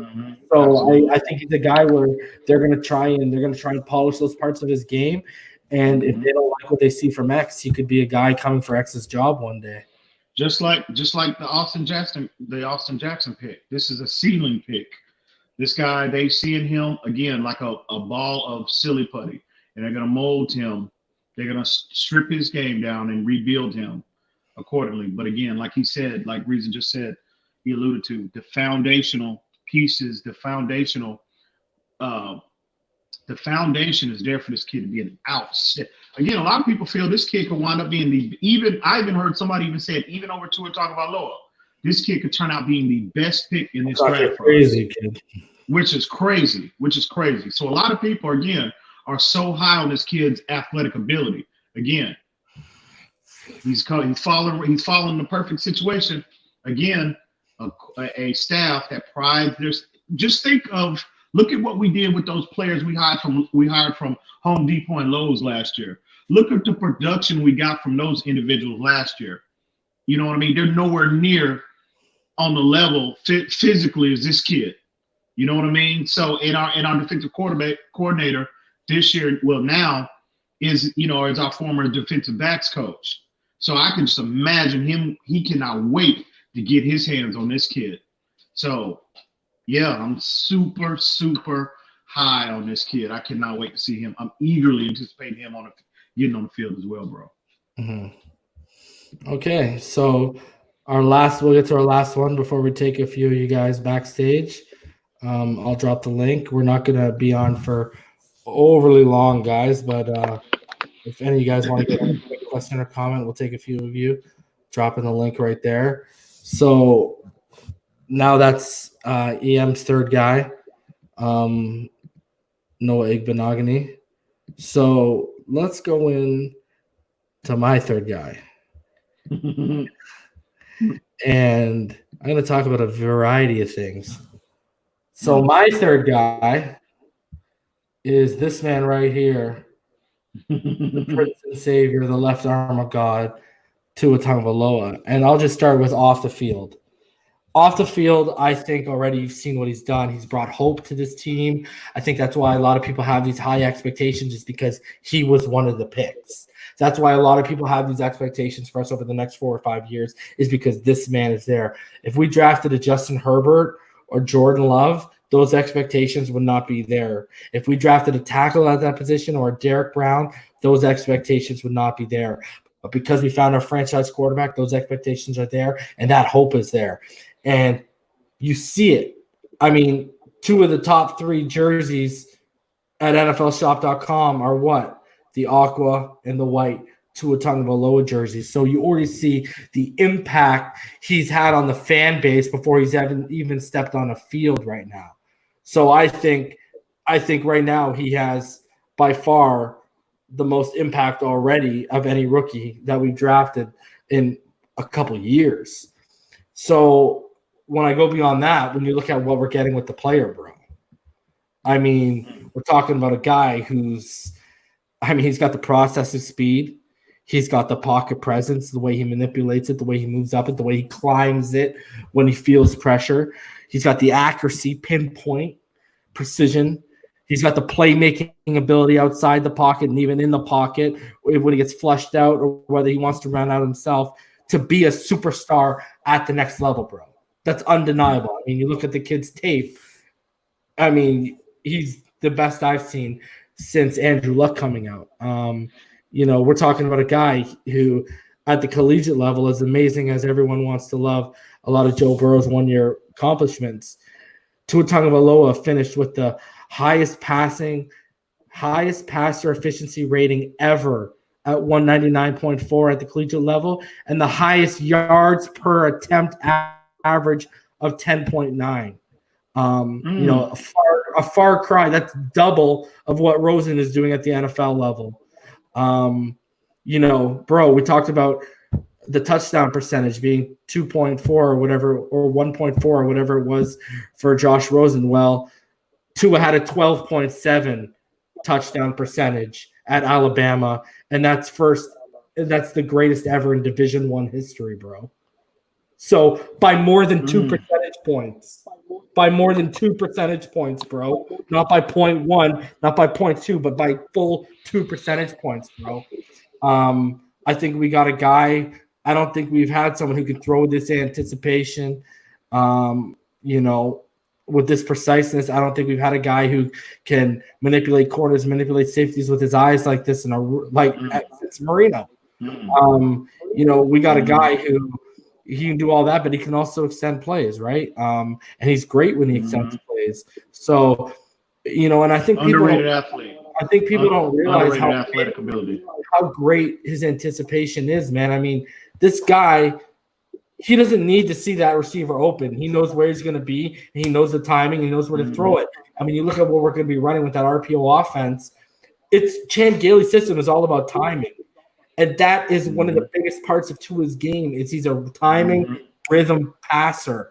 And, I mean, you see, people want to talk about him getting hit or whatever, but he's a tough SOB. And, he doesn't drop his eyes when the pressure comes, bro. He stays upright. He plants himself or he climbs the pocket, and he's unafraid to maneuver in those tight pockets. And he'll still step into throws with big bodies coming at him, right? We've gone over his ability to pick up, recognize, pre-snap the blitz, and how well he's done against them, right? I mean, he's got a 64.9 completion percentage against blitzes, and he averages 10.9 yards per attempt against the blitz. I mean, and the amount of pressures, I think he had both years as a starter, he was in top 5 in lowest pressures converted to sack percentage. So that shows how evasive he is in that pocket, man. I really think if this guy sees the field, I really think it's not even going to be a question, man. And I think the impact you're going to see it in training camp because we've alluded to it. We've said we think that he's going to just be as good or potentially outperform Fitzpatrick because his familiarity with the system that we're going to be running. If that happens, the impact will be massive because everyone's going to be wanting him to start. I just think I don't know if any rookie this year stands a chance having as big of an impact as him, even if he doesn't touch the field, bro. Because I think the root of the hope all these people are talking about comes from the fact that for the first time in forever, we finally have a franchise quarterback, bro. Mm. So I just think, bro, I mean, you look at a guy, man, he's graded over 90 each year as a starter. He's the only quarterback in the PFF era that's ever graded over 90 each year as a starter, bro. And can you imagine there are actual people within the Dolphin community that did not want to draft this kid because of Josh Rosen. They said he's our franchise quarterback. I'm sorry. I'm sorry. I apologize. But again, we all know how I feel about this kid. Reason. I'm a 200% in agreement with you. Love this kid. I fell in love with his tape. Again, I'm gonna have what my approach is to our team. I always get on. I'm always stating that I'm loyal to the logo and not players. But I'm gonna definitely with this kid, and him and Raekwon Davis as well. I'm gonna definitely have to fight. I'm definitely gonna have to check myself in that regard because when this kid gets on the field, I think once this kid gets healthy, and I think he's already healthy, but I want him to get healthier. But once this kid actually gets acclimated to everything and he gets on the field with the weaponry that he has around him, and especially if we get some semblance of a running game, I think the sky is the limit for this kid. I really do. I think we can see this kid having Lamar Jackson. I mean, immediately, like the production we got from Patrick Mahomes in his second year, maybe not the 53 touchdowns. I'm not going to put that pressure on him yet, but highly, highly productive. Just like Lamar Jackson in his second year, MVP over the entire league. I could see him once they, inject him into our offense, bro. I could see him having that level of production. And bro, again, and he had you alluded to his touch. He had NFL level touch at the college level. Oh, absolutely, bro. On all three levels. On all three levels. And you talked about his completion percentage, his QBR. You know what I mean? How he was the highest rated quarterback in every year he's been in college football. Okay, in history. Look at if you look, generally you see quarterbacks at any level, when you see generally the higher a completion percentage or a higher QBR, okay, they're not generally, the more aggressive types of quarterbacks. What I mean by that is generally quarterbacks that you see that are as aggressive in terms of consistently pushing the ball down the field like Tua, you'll see their QBR and their completion percentage dip. Yeah. So that is a testament of how accurate.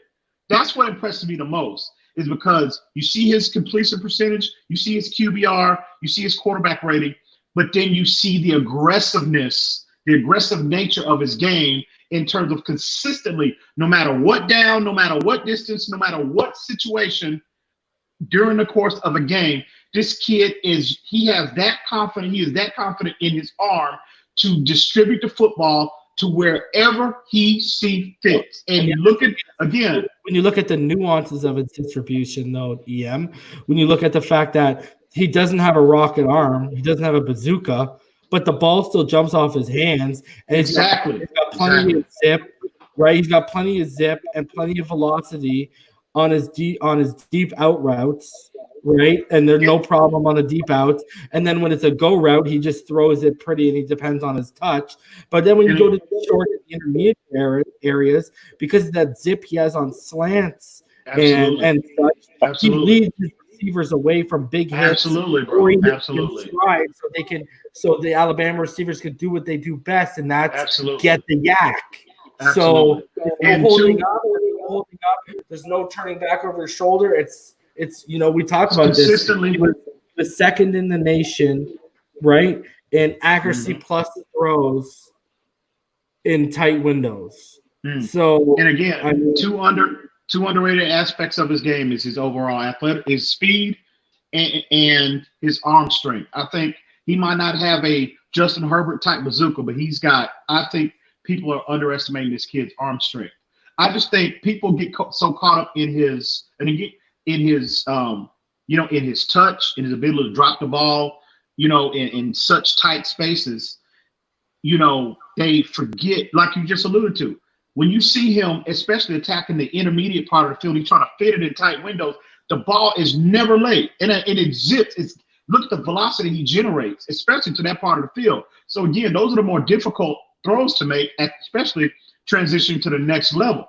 And you see him consistently, routinely making those throws. That's again one of the more impressive aspects of his game. And I used to try. We've both been, on TV's platform. We're telling people when we evaluated Tua, that is one of the more impressive aspects of his game because he's already making consistent, routinely NFL quality throws.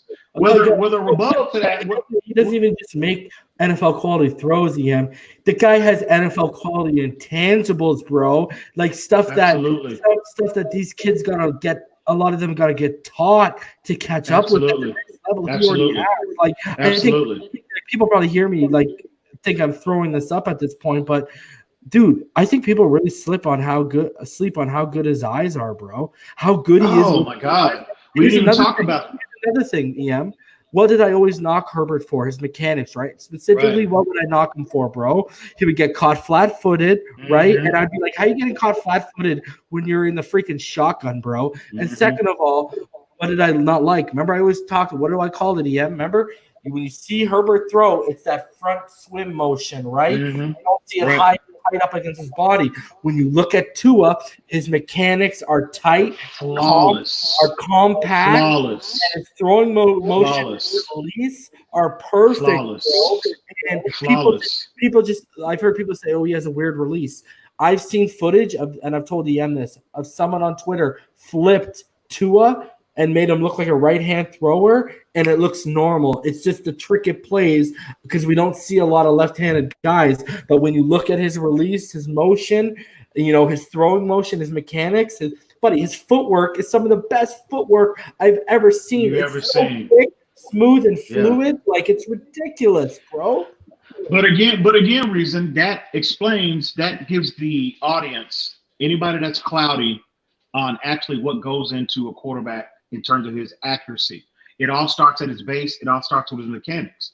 That's why he's one of the reasons. That's the main reason why he's so freaking accurate is because his mechanics are flawless. His ability to set, he'll get flustered out of the pocket, and his ability to reset while maintaining his eyes down the field, seeing the entire field.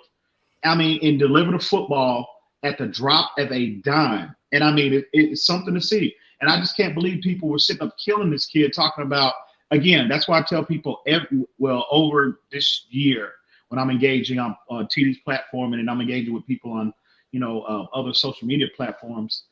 That's why I would tell them, please just learn how to get in the film room, learn how to evaluate and watch this kid's film. You will have to pick your jaw up off of your floor because the stuff this kid has been doing consistently since he's been at Alabama, you don't see that from a collegiate player at this stage. And again, I'm not putting any added pressure on Tua. I'm not saying this kid is going to be the savior. He's going to be the next Marino. He's going to be, a perennial Pro Bowler. He has to put the work in, just like any player making that jump to the next level. It's all up to him now.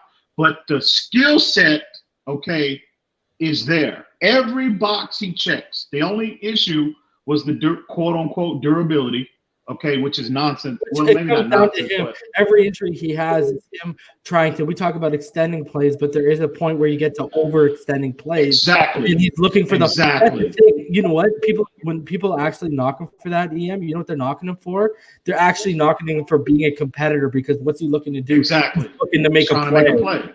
Like, come on. Now he needs more discipline in that regard, but that's if you're gonna knock him for that, if you're gonna knock him for that, well, okay, I can't argue that.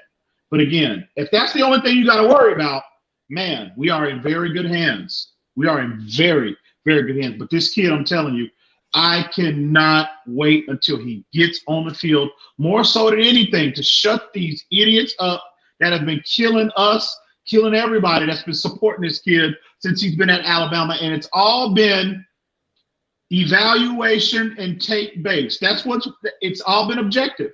It's all about the evaluation we've given this kid, what he has consistently put on tape since he's been at Alabama. That's it. I don't know Tua from a can of paint. Dude, but I'm just going by this kid's film.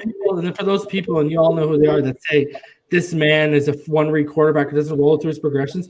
You know how many times I've seen him go? It's ridiculous. You know how many times I've seen him go from 1, 2, 3, 4 back to 2 or back to 3? Exactly. You know what I'm saying? Exactly. Or all the way back to 1, and then he makes the throw. And I see Rhino in the comments saying TD says he doesn't confuse DBs with his eyes. Well, I'll tell you this. Go watch that LSU game, because I had it in my evaluation on the quarterback big board. There's multiple things you can pinpoint, but one I pinpointed was the LSU game, where what happened?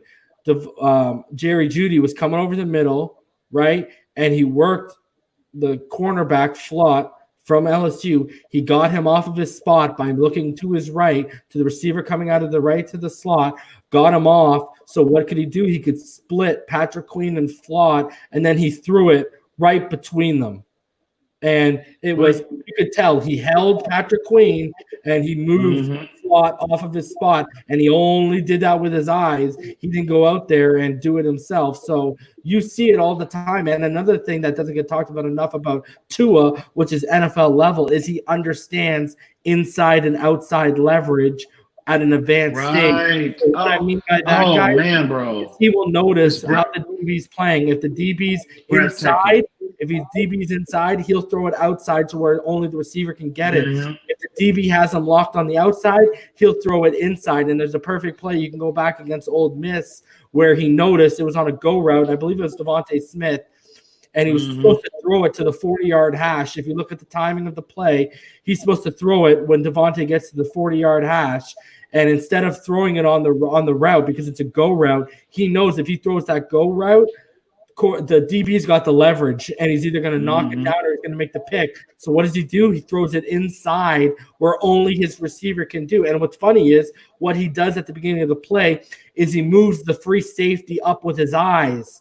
Again, he uses the slot, his receiver in the slot. He moves him up, and then now that go route is free. So then he just uses the inside leverage that the receiver has, throws it inside in the hash instead of on the hatch to where only the receiver can get it, and it ends up being a 40-plus yard gain. So those are things you see when you look at his game that are NFL level. Exactly. And again, to the untrained eye, they don't see that. They don't. Individuals that sit up here and make statements like that, they don't know how to truly evaluate somebody's film. They're just sitting up, they're going off their own understanding. That's why I tell people all the time, get in the film room and learn how to look at tape, because football is a different language. It's a totally different language. And the only way you're going to figure it out unless you know. That's why all year long, what have I been telling people, the fan base? Learn the scheme, number one, learn the concepts, learn the responsibilities within those schemes. That way you have you get out of that Madden Ultimate Team mentality, that Sports Center 2 a.m. highlight mentality. Football, again, I can't emphasize this, it's a different language. You have to know what you're looking at, okay? So when you hear people say that, again, they don't know what they're looking at. And that's not an insult to anybody, it's what it is. So but to address TD saying that, but again, He said Rosen was our much love to you, homie. TD, you know you my dude. But again, TD said Rosen was our franchise quarterback after he made 2 decent throws in 4 starts. Come on, man. Stop it. It's ridiculous. It is ridiculous. TD got those Mr. Magoo glasses. But again, but I don't know what TD on, bro, for real. But yeah, Tua, man, I can't wait till this kid gets on the field.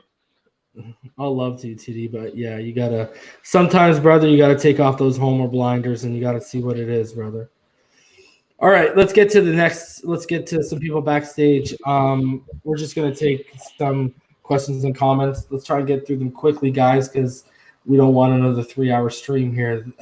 We got 2 more streams to get through. Good. Hey, oh, you're good? You're good? Oh, I'm worried about you. Okay, so first up, we're good. Havoc, what's good, brother? What's going on, fellas?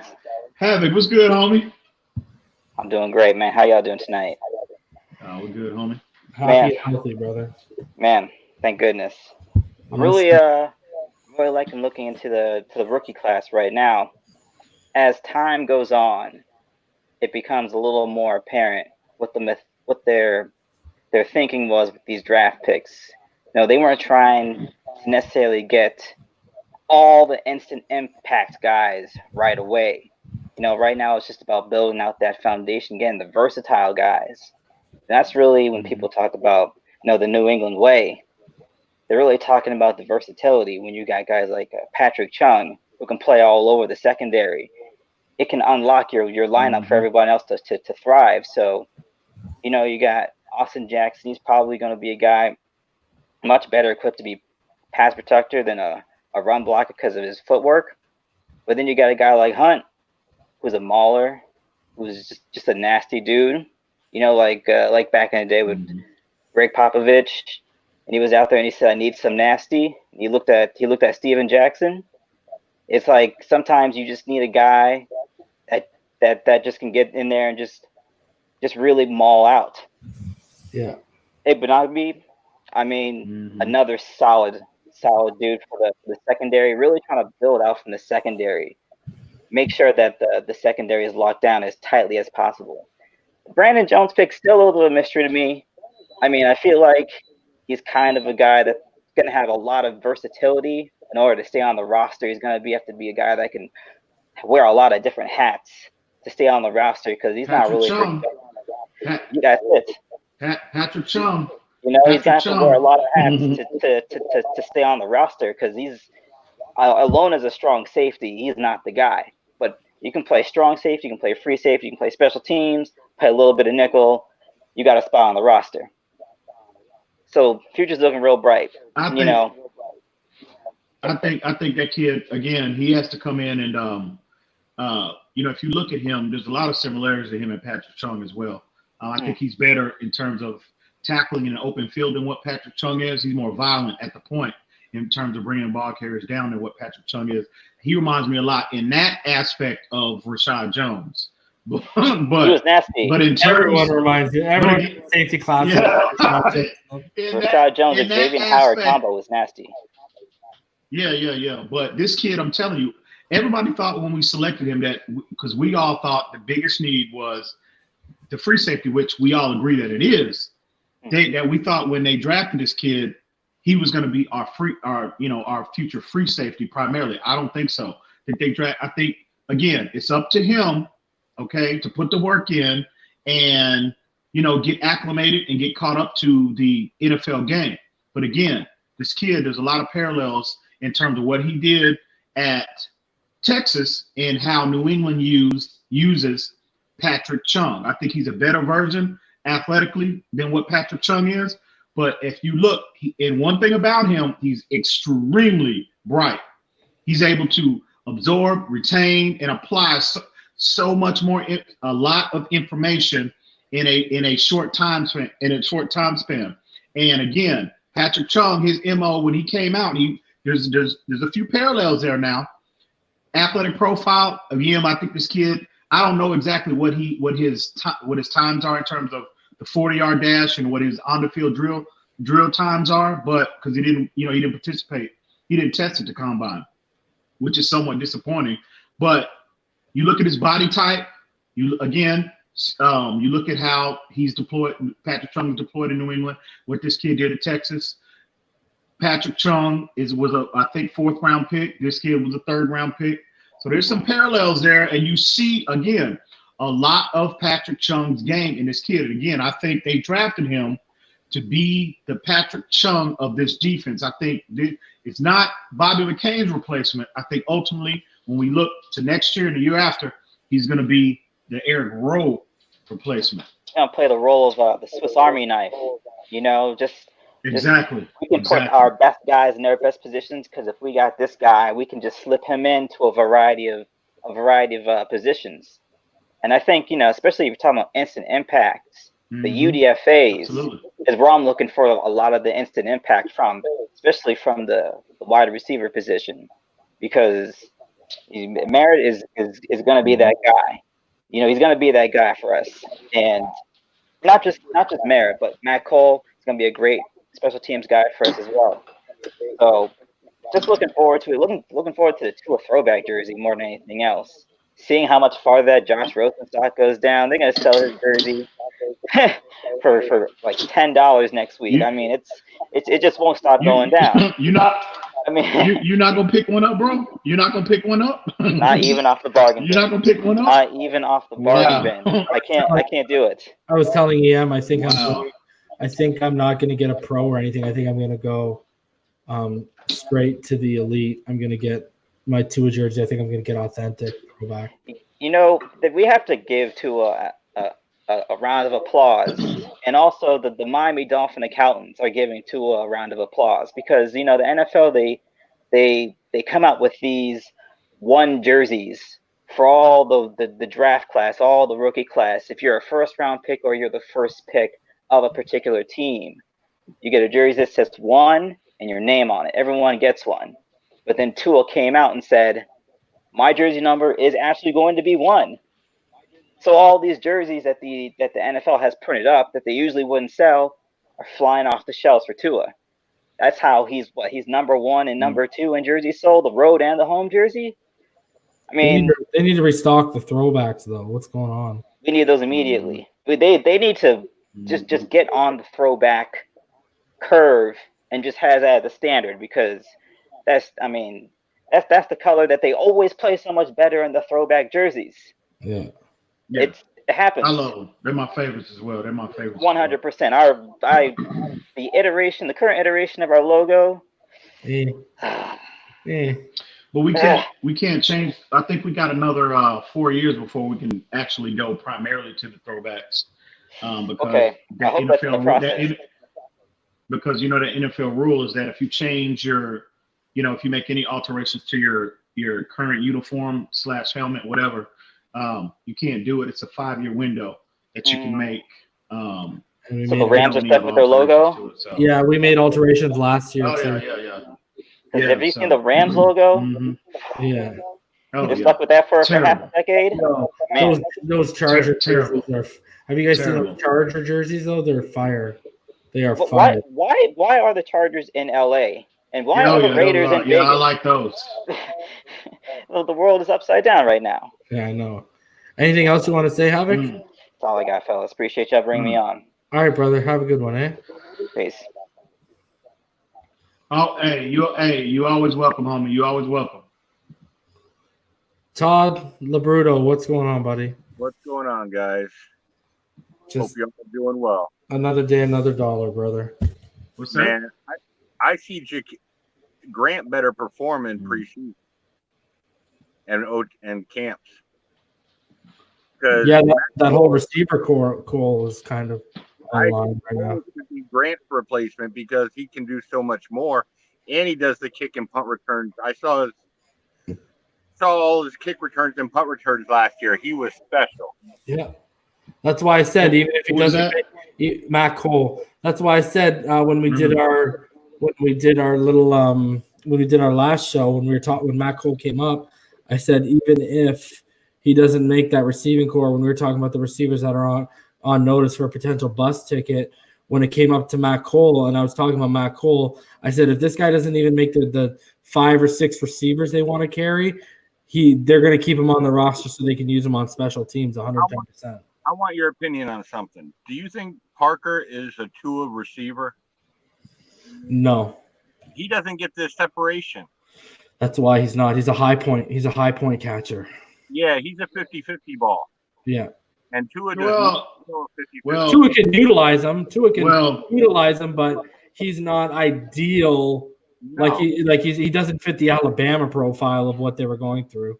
I think you're exactly right with what you said with Wilson, Cole, and Merritt being the 3 receivers that would best fit him. Yeah, they fit the Alabama profile, right? Exactly. They get separation off the line. But I did see growth in that department in Devontae. Go put that New England tape on. And that's against Stephon Gilmore, the best of the best. And I'm not talking about the 50-50 balls. I'm talking about go look at the routes that this kid was selling to Stephon Gilmore consistently throughout that game. And he depends on separation from route running, not from speed. I saw growth in that department in Devontae Parker's game this year. So I agree with everything you guys said tonight. I agree with everything y'all said. But if they really want Tua to start this year, they do need to go out and sign that guard. Because that right there, that'll help him on his blind side in a big way. And again, the best friend of a quarterback is when you can turn around and hand the ball off, and that kid and your line is resetting the line of scrimmage, and your running back is getting 4.5, 5 yards per carry. That is a quarterback's best friend. Not just that though. You got to also remember keeping that pressure off him from up the middle. Yeah, absolutely. You're not getting the passes batted down as much, tipped up in the air. You have clean passing lanes. That is also his best friend, is up that middle with those 3. And if you're keeping, when you're keeping teams, when you're getting chunk yardage like that in a run game on first or second down, and you're consistently in third and short situations, your entire playbook is always at your disposal. You know what I mean? When you're consistently in third and short situations. So again, last year we got I know how our offensive line was graded in terms of pass protection, but again, we were in consistent third and long situations. We got no production in the run game. And that's a recipe for disaster at any offensive line. You know what I mean? Yeah. Why do you think they drafted Noah? Why do I think they drafted him? I think he could be an X's replacement if they don't like what they see when he's back healthy. Possibly, but what are we also concerned about? What's the team to beat in the AFC? The Chiefs. Yeah. The Chiefs. Now you put somebody who can lock them up and hit at the line of scrimmage. Come on now. They have 3 receivers. You need 3 across the board and then some. But what you need to do is what we're going to need to do against a team like the Chiefs is we're going to need to basically stuff that run so we can start throwing our exotic sub packages and packages out there. Exactly. Get all those DBs out there. You're right, but if we can play at the line of scrimmage, up man tight on all their receivers, that leaves the rest of the defense to worry about Kelsey and the run game. They're picking a defense that they know the Chiefs are going to be around a while. Yeah. They're trying to pick up a defensive secondary that'll lock down corners, all 3 locked down, so you can put the rest of that team to worry about their running back out the backfield and Kelsey. That's what they're playing to. That's going to be the next dynasty. That's what they want to knock off, because we're going to play them this year, but when we get playoff time, we're going to probably play them every year. You got to have 3 corners because they have a man, their little version of that cheetah. You hit him at the line of scrimmage, knock him off his pattern. That's what's going to help you. That's hard to do that now. You can't just we saw that when Jalen Ramsey thought, last year he was talking about how he was just going to press him and disrupt him and reroute him at the line of scrimmage. It's easier said than done now.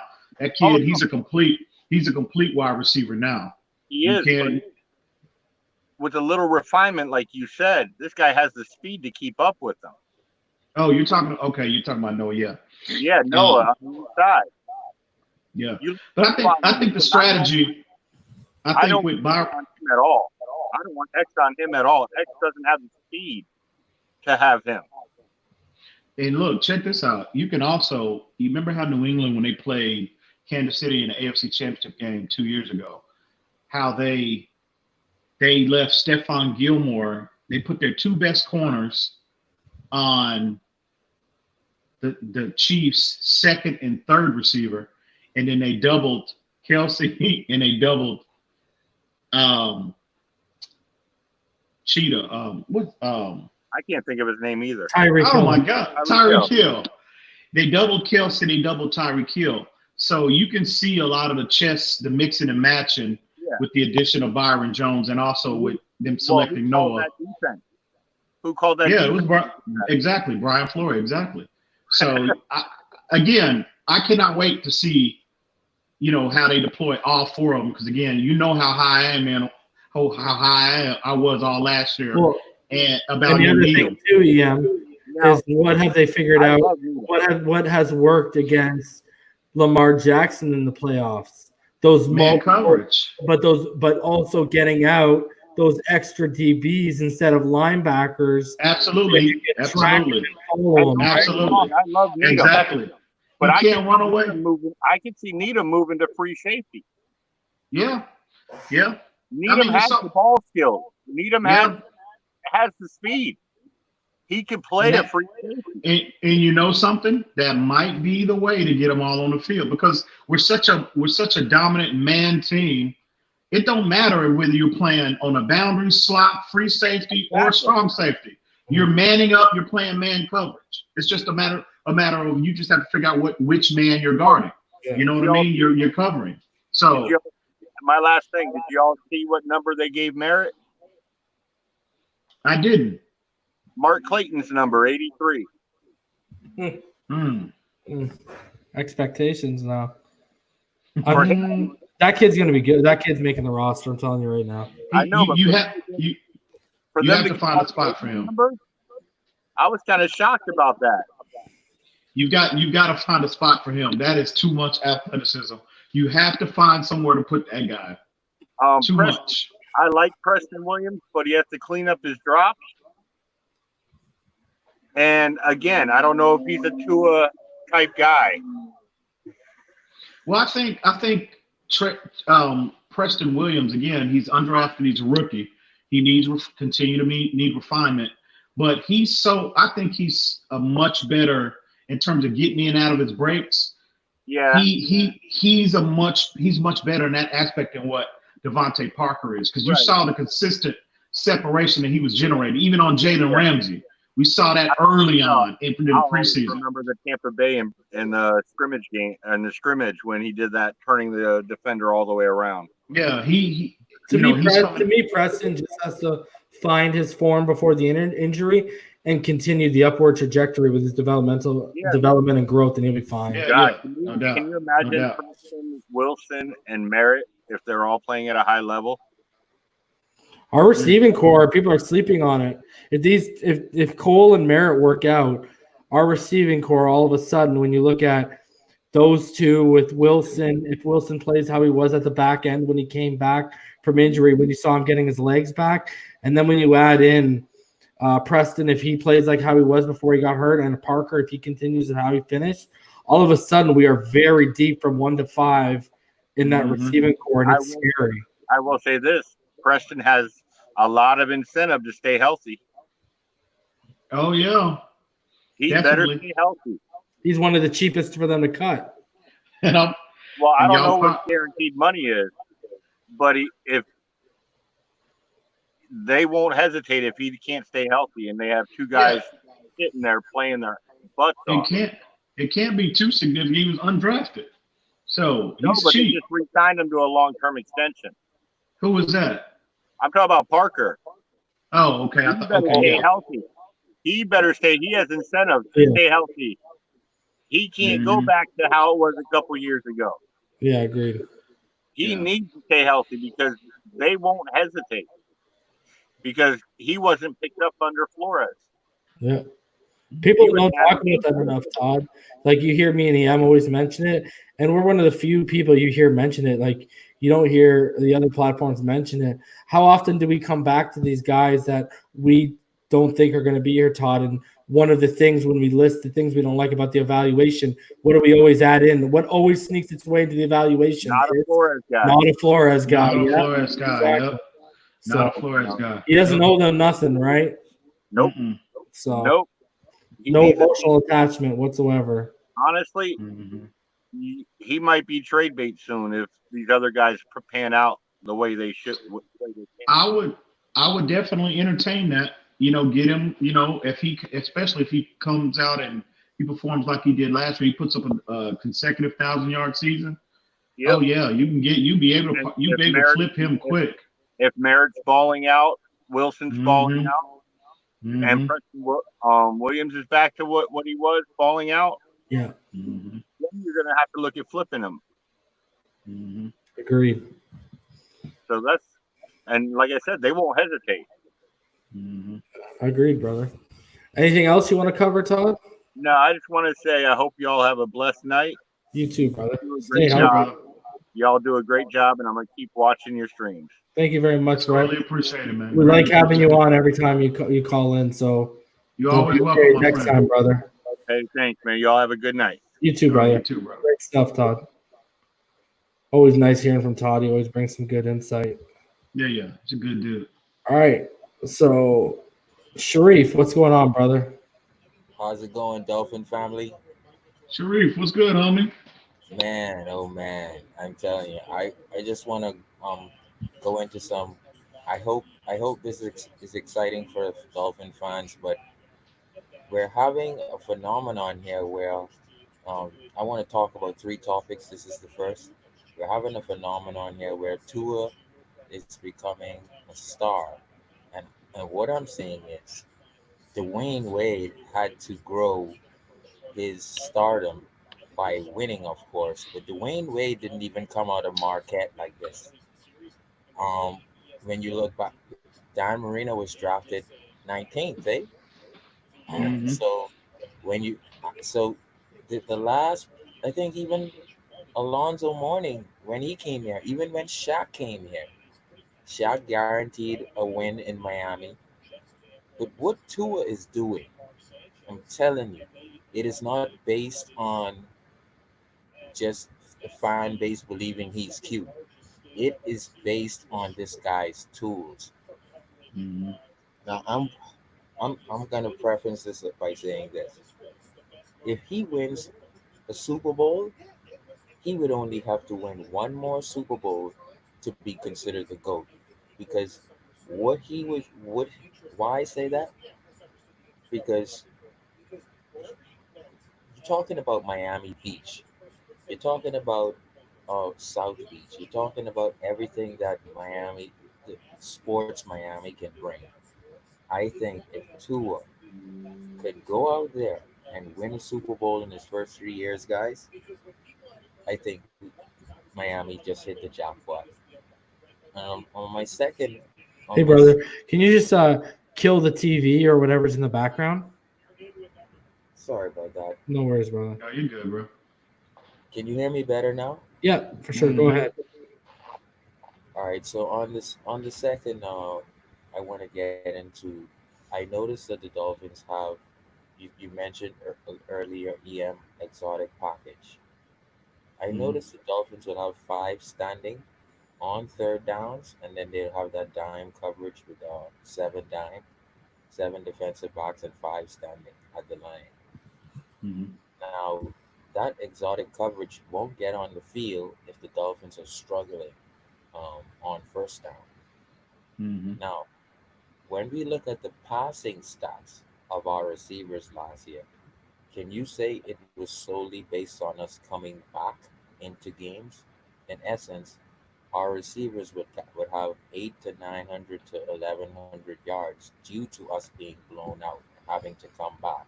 What I'm saying is, due to us working on the trenches in the draft and the off season, I don't see any of our receivers having a breakout season because they won't need to, particularly because some of those yardage that Parker had would be into, let's say, the running back that we got from Philly, or it would be into Breida, Howard or Breida. So I can So you're see, saying because of Jordan Howard and Matt Breida taking away more snaps because we have a better run game to account for. That'll Don't you have to think throw it as much. right, from being blown yeah, out trying to come back into yeah, games. yeah. You think that's going to affect the numbers of our receiving core? They won't be leaned and dependent on as much. Right. It So just if people are looking for a breakout year from Parker or a breakout year from Preston, they can also look into the fact that if they both have 800 yards, then that probably means that Breeder and Howard has 600 apiece, which is still good. And if you look at the trenches of what we did from last year to this year, dude, we're gonna have a very serious running game, and it's gonna lead to us not giving up the ball back punting, and it's you're never gonna see the 40-3 Ravens game. You're never gonna see a blowout ever again because of our trenches. So, and I looked at that 5-man front. We used that exotic package the least out of all of our plays. You remember, and we also use it on a fourth down when we faked the blitz, but then on that fourth down we brought the blitz. I think that was against the Jets, and they scored the touchdown before halftime on that blitz. It was a zero blitz that Flores called. I Oh, think Pittsburgh. That was against That's Pittsburgh. that was against Pittsburgh. Yeah. That was our least used play, and it was because you can't get that play on the field. That's the play where a lot of people thought we were tanking. Yeah. Right, but you can't ever get that exotic package on the field if you're always in third and fourth. Well, for sure. That's why we talked about why when they, we even talked about earlier when they want to get these exotic packages in. That's why they're stressing and putting so much emphasis on what improving the trenches when it comes to run support, right? So how do we feel about what? About them doing that for the purpose of shortening the game and taking away Smart. stats from Devontae Parker, taking away stats from the receivers, but you're shortening the game. Go ahead. I just want to say this, Ian. I just want to say this. Go ahead. When it comes to the running game, a lot of that running game is, listen, I talked earlier, people were calling me a pessimist for me saying I think we're going to be 7-9 or 8-8 when I look at the schedule. And one of the things, and EM can back me on this, one of the main reasons I was saying was because I think if we start, 3 rookies, whether it be Kinley, Hunt, and Austin Jackson, or even just Austin Jackson and Hunt alone, it's going to take time for them to get their footing because I've said so many times, to me, quarterback, offensive line, and cornerback are the toughest positions to learn in the NFL. Right. So I think the running game is going to come with that too. Once you see that line find their footing, get to figure out their identity and find their way at the next level, I think that's when you're going to see not only the protection for Fitzpatrick or whoever's back there get better, but that's when you're also going to see the running game start to get better. That's why I see, 800 for Howard, and I see around 650 for Breida, but I see Breida also adding about 350 in the air receiving as well. Like I see Breida being 1,000 yards all purpose, and I see Howard, hovering around 100, 200 yards below 1,000 on the ground. And I think that's what you're going to see. You're not going to see that really start to come to fruition until our offensive line gels, as cliche as that sounds. I wouldn't say that if we're bringing in 5 different veterans who are all proven, but the fact of the matter is we don't have Larry Warford. So if we think we're going to start Jesse Davis or Kinley at that right guard, and then we're going to put Hunt next to them, there's going to be growing pains. And I think even with Eric Flowers next to Austin Jackson, because of how raw Jackson is, there's going to be growing pains. And I'm hoping those growing pains happen a little bit more in the run game than they do in the pass game, because I don't want our quarterbacks getting killed. Right. Yeah. But I think in terms of the passing game, I look at it from this perspective. I always look at I just want them to create a balanced attack, because if you're always balanced, you're keeping teams. If you have a balanced attack in terms of the run and pass game, it's difficult for teams to get to tee off on you and get a feel for what you're doing on each down. And if you have a presence of a running game, that's gonna definitely help the passing game. So it just all depends on the overall philosophy in terms of the aggressiveness of calling plays. And I'm just addressing your comment about the yardage total of our receivers. It just depends on the aggressiveness in terms of what Chan Gailey's play causing it, what his run pass ratio is. Because if we can generate again, if Breida and Howard generate that kind of production, again, that's gonna help the passing game out so much. And I can see them even exceeding Parker, Albert Wilson, Gesicki, everybody's numbers potentially could go up even better than what we saw last year, because of, again, the running game helps out the passing game. Yeah, it opens up everything. Play action. It makes the RPO more effective when you establish. Exactly. Right? I agree. So I think that can be a plus. I don't necessarily think if we we establish a running game like that, they put up we get that kind of production out of both of them. I don't think that'll necessarily take away from their yardage total. I think it can even increase. I agree, because I can see a fully structured team if we get our oil cooking. I can see us winning games like how New England won games, meaning the backups will be coming in the third quarter. Now, I can realistically see that, but I can also see where if we look at New England, what they do with the running backs, and let's look, Damian Lewis, the other two running backs, each of them have a specific down road. And I look at what Flores did last year. Each of our three running backs had a specific down road. It wasn't because of one did better than the other in practice. You have a specific role, and you're gonna come in there on first down. You're gonna get out of there, and then there's a second down back, and you're gonna get out of there, then there's a third down back. Yeah. And we all know who each of those backs was. So I say that to say, and then I'll let someone else get in. I say that to say, I can see max 600 yards by each running back, because you won't be featured in this team. Like, guys, there won't be a featured back in this team. Okay? It's going to be by committee, and it's going to be by committee to the third role. So that means more than likely there's going to be a third back coming in on third downs, different than the second and first. They're all going to have to do their jobs. So Absolutely. I don't look for the 800 by Howard or the 800 combined by Breida. I look for, when you get your opportunity, you come in there, you get your yards. And hopefully we have a three-headed monster with Kalen Balaj, but we'll see. Well, the thing about it is, we would love for him to try, but if he doesn't, we have Gaskins waiting in the limbs, and we have Laird waiting. But one thing what Flores won't do is we're having success, and you're still dropping the ball, flipping up passes, make scary hands. You're going to sit on the bench because we're having success, and you're still not up to speed. And and another thing with Tua and his one thing I've noticed with him, he, I don't know if this is an uncanny thing that he does, but he gets his hips and he switches his hip placement to where he's going to throw the ball or where he's leveraging to throw. He gets his hips in position, like you said, Reason, a few minutes ago. One of the best at flipping his hips to where he needs to either cheat the safety and where he really wants to get the ball. And all of that hip placement when he switches his hip, you watch every one of his passes. Now that's also risk for injury because if he's flipping his hips wide open to get his pass off and he gets sacked at the same time, that could lead to a big injury.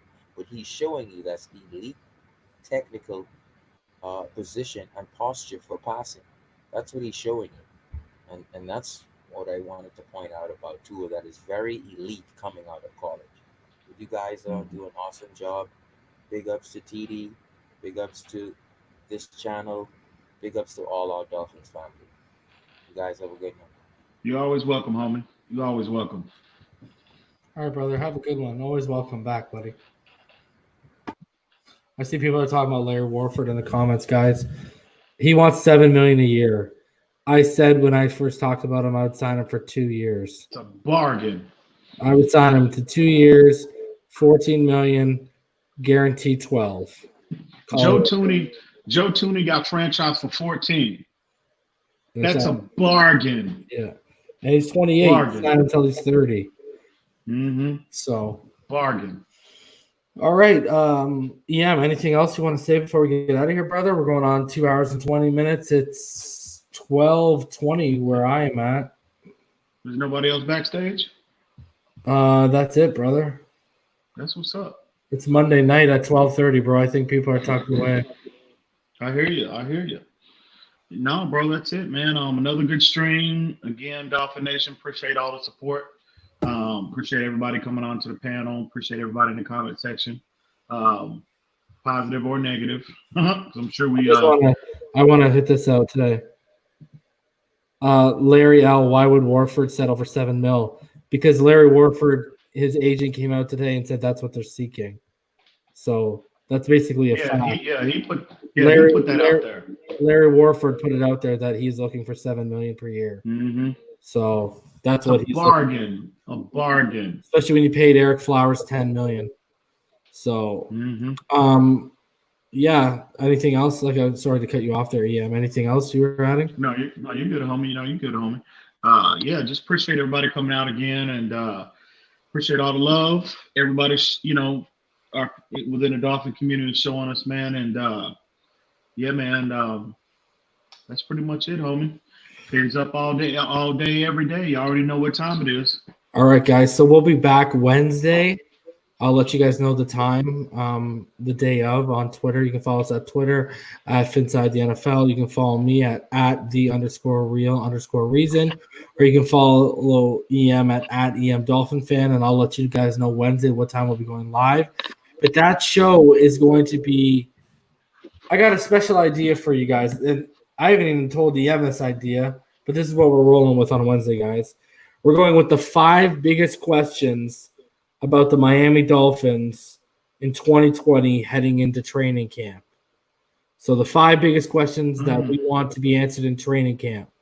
And then we're going to do one of those for when after training camp's done going into the regular season. We'll do another one of those 5 biggest questions heading into the regular season when the time comes. So this week on Wednesday, we'll do 5 biggest questions heading in.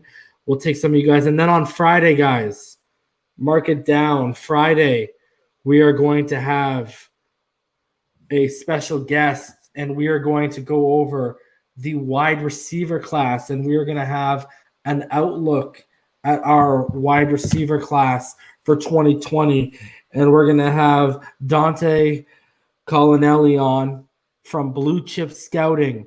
He also does stuff on the Dolphins Talk podcast, and he also does stuff on the Dolphins Brawl podcast. So his mainstay is Blue Chip Scouting, just like Matt Valavino's. So we'll bring Dante on, and we're going to go over the UDFAs. We'll talk a little draft with them, but the main priority will be the outlook for our wide receiver core heading into 2020. So Kirk Merritt, Matt Cole, Malcolm Perry, these guys will be discussed in depth. Matt Collins. I'm talking about the UDFAs, bro. I'm not talking about Matt Collins. So these additions, we will be talking in depth with someone who he does the draft. He's the NFL draft expert for the Dolphins Talk and for Dolphins Brawl, and he's an NFL draft analyst for Blue Chip Scouting. So we will talk to him about those guys. But because he's also an avid fan of the Dolphins, we will also get into the Parkers, EM's affinity for Matt Collins, Jakeem Grant, Albert Wilson. We'll ask him how Preston Williams. We'll ask him how he sees this core stacking up during and after training camp. So that'll be Friday night, guys. You're not going to want to miss that. That'll be, I can tell you that time. That'll be Friday, 8 p.m. Eastern, 7 p.m. Central is when we'll be doing that show this Friday night. Dante Colinelli from Blue Chip Scouting. So don't miss that, guys. Other than that, we'll see you Wednesday for the 5 biggest questions for the 2020 Miami Dolphins heading into training camp. And then we'll see you all back on Friday for the wide receiver outlook with Dante Colonelli, Friday, 8 p.m. As always, guys. All day, every day. It's Fins All up. day, every day. Hold on. Before we get out of here, our man Fake Spike always coming through with the donations because he just shows mad love like that. Fake Spike. Fake Spike, you already know what it is, homie. He says he sent us $15 and he said soon to have 1,000 subscribers. Can't wait. Yep, we're at 771 guys. And like I said, at 1,000, we are going to be doing a giveaway. At every 1,000 tier, we'll do a giveaway. And I'm telling you, if we get to 10,000 guys, we're giving away a freaking Tua jersey, okay? Hey, look, reason spoiler alert. We once we get to 1,000, we're gonna give away that Josh Rosen jersey that's on sale right now. No jersey insurance. Yeah, no jersey insurance, none. Yeah. So we're giving a Josh Rosen. You can use it. You can wear it. You can use it in the washroom for if you run out of toilet paper in these dirty times. What do you want to do with it? There's so many. You got. Oh my god. Boom. You know you need to swaddle your baby, knock yourself out. Oh my god. No, I'm kidding, man. I don't want to kill the kids. I think they'd rather a bag of footballs than that. Oh yeah, I agree 100%. But yeah, guys, we'll see you back here Wednesday. I'll let you know the time on Friday, 8 p.m.